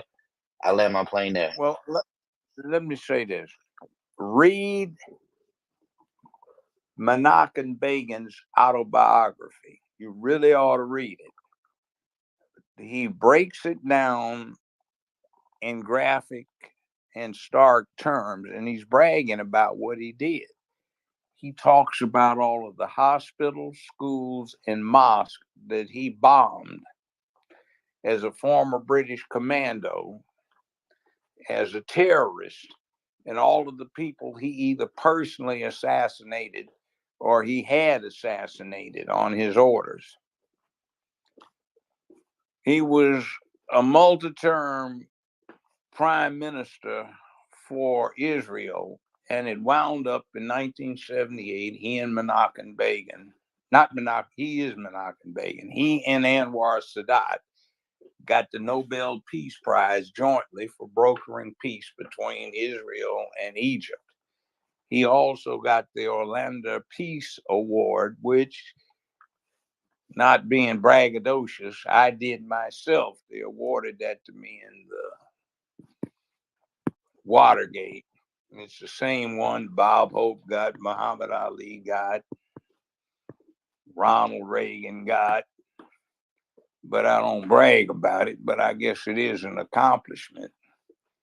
But I know about it because I studied everybody that got the award. So read his autobiography. It's very enlightening. You can see the Israeli position, and you can also see why the Palestinians are mad as hell. And there's 1,000 years, 1,500 years worth of history before that. 2,000 years of history before that, that can be stated this way, The Arabic world is mad because it said the only safe place for Jews in the world at one time was in Arabia or in the Islamic world, where they protected Jews if they just paid their religious tax. They had religious freedom and nobody oppressed them. So they're very angry at what they look at as the betrayal when these people that when the Christians were trying to do nasty things to them, Islamists protected them and they felt betrayed. And there is this rage, and it's not going away anytime fast. Now, I had a neighbor in Los Angeles when I first did the show.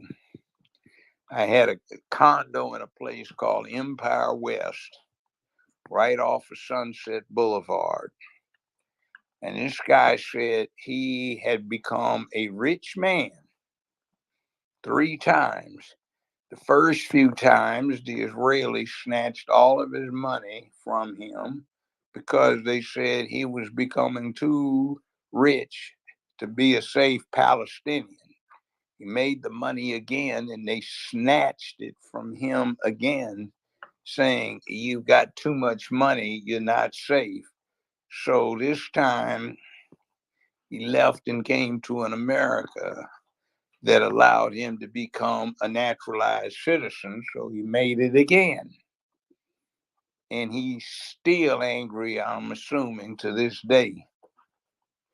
So there is this rage over there that is not going away anytime soon.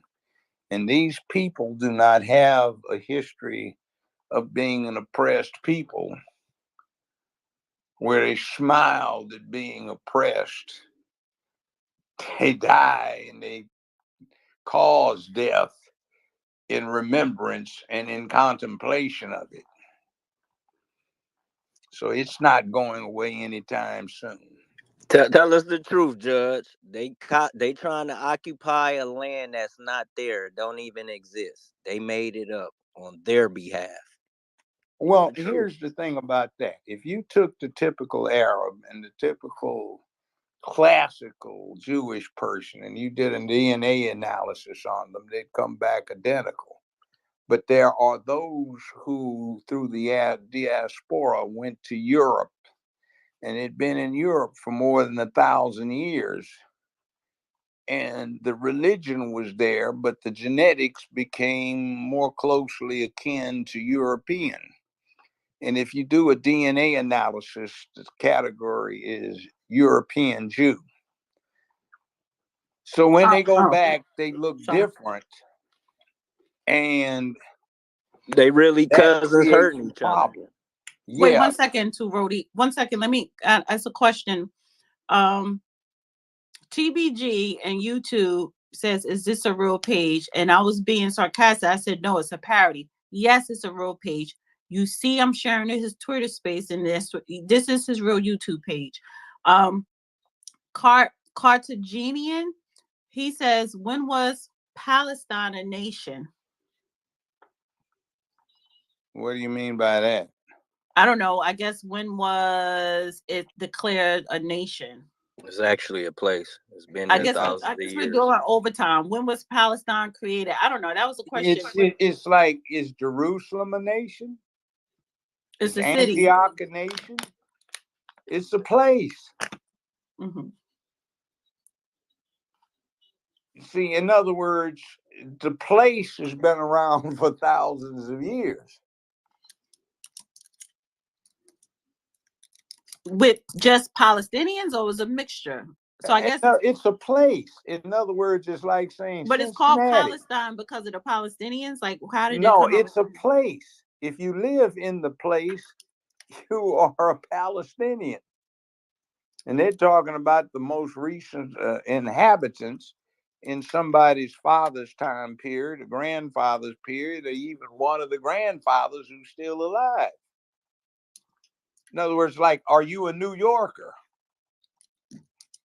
Do they call New York because New Yorkers live there? Or do they call the people who live in New York New Yorkers?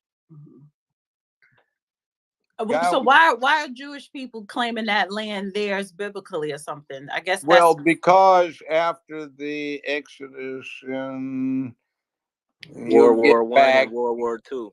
no, we're yeah, and going back then to biblical time. yeah, and they get there and they're trying to unify the Hebrew people, who basically are the same as the Arabic people, but they are the ones that accepted the Mosaic code, etc., etc., etc. So there is a religion involved. There was ethnic cleansing on the trip out in Exodus, which you can read about in the Old Testament. Mm-hmm. And Gotcha. it's like what goes around comes around. So Isn't that where the Zionism come in place? No. Well, that's something different. That's to reach out saying that there is something about the movement that's like a quasi nationalistic thing, and it's an expansionistic thing. I want to go to a speaker in independent unity. Thank you. Before I forget. I appreciate it. Thank you, Dana. Thank you, Judge Joe Brown. Just to answer your question that's here inside the space, yes, Barack Obama did harm Black Americans. Just by proof alone that the Black experience for us in this land during his tenure didn't improve. So it didn't improve for us. It actually got worse. Wealth-wise, I know the judge was mentioning, Black Americans lost more wealth in the Barack Obama administration than pretty much George W. Bush administration at all. I mean, it's actually kind of a weird matrix when you think about it. When this man claimed to be Black when he really was raised, as the judge had mentioned, by white people. And the only Blackness that can be attributed to him is a father that he never knew about. So, my question is more so, why, Judge, do you believe that African Americans keep repeatedly, despite the fact that they are not making economic gains, social gains, or gains within the family, they repeatedly keep voting for Democrats to do them no good in most cases, over and over and over again. It's almost like it's like, I don't know. It's almost like a wind up dial. They just wind them up and then just send them out and go vote. And the worst part about this, and then I'll land this plane, is nothing economically, educational wise, etc., has improved enough to justify these continued votes. So I'll land my plane there, and that's my question. That's good presentation, ma'am. My personal perspective is that Barack Obama was George W. Bush 2.0, his cousin. You know, they're blood kin cousins. And their ancestor for both of them was Sam Hinckley, who was an indentured servant, who was subject to that 3/5 thing they talk about in Article 1 of the Constitution. Now, that said, it's like a dog will be reunited with its master after a long absence, recognize him, fawn, and wag his tail. You know these stories where the dog got lost on a vacation and years later came back home? It's kind of like Black folk. They recognize their old plantation masters and they're so happy to be back in thrall that they keep going Democrats, because the Democratic Party was chartered in the first decade of the 19th century, second decade of the 19th century, for the specific purpose of protecting slavery and spreading it into the Louisiana Purchase. The Republican Party was chartered in 1851 for the specific purpose of abolition. Abolition. In other words, to end slavery. So one we hate and keep talking about racist, their charter was to end slavery. And the one that colored folk love so dearly was chartered to spread and protect slavery. So maybe black folk are so loyal to the Democrats because they recognize their masters and go wagging their tails and want their ears scratched. Maybe. Thank you. And by the way, it's an abject message here. Barack Obama got raised around the Bushes. His stepdaddy, who adopted him, Lolo Sotoro, did a lot of business with the Bushes. So you notice one of them, well, two of them were Republican and one of them was Democrat. So black folk don't get it. Family can split up the vote. One go Democrat, one can go Republican, but we seem to think we all have to be Democrats. And then you might want to consider the truth about Barry Soetoro. The Heritage Foundation, the right-wing think tank, does a yearly report card on all congressmen, representatives, and senators. And for the 2 years that Obama was in the U.S. Senate, they gave him their third highest score for conservative voting. He got on their scale 96+%. The second place man got 96+%, but a slightly higher plus. And their first place voter for conservative votes got a little more than 97%. Now, that was in spite of the fact that Barack Obama had the lowest voting rate of any of the 100 U.S. senators. So that just says what he really is about. So we need to study and see what's going on. Now, one other thing, a spinoff. 1 second. Somebody in the chat and YouTube says, Cardin says, tell that to the Ethiopian Jews, so you are wrong. I don't care about that. Come on now. Come on. Do you think Israel is an apartheid state? They're entitled to their beliefs, but come on, it's a belief. So, I mean, you want to be a member of the two most despised groups on the planet, Black Americans and Jewish. That's great. That's your business. No. Ethiopians. They're not Black American. He talking about Ethiopians from Ethiopia. Well, that's their problem. Again, keep it over there. Distraction. Yeah, keep it over. Well, I don't know, but that was a YouTube comment. So I guess he was that was for something that you said when you were breaking down. In the big picture, I don't care. It's irrelevant and immaterial to our circumstances and what we need to be doing. But my question is, do you believe that Israel is an apartheid state? I do. Well, there's enough to support that. So call a spade a spade.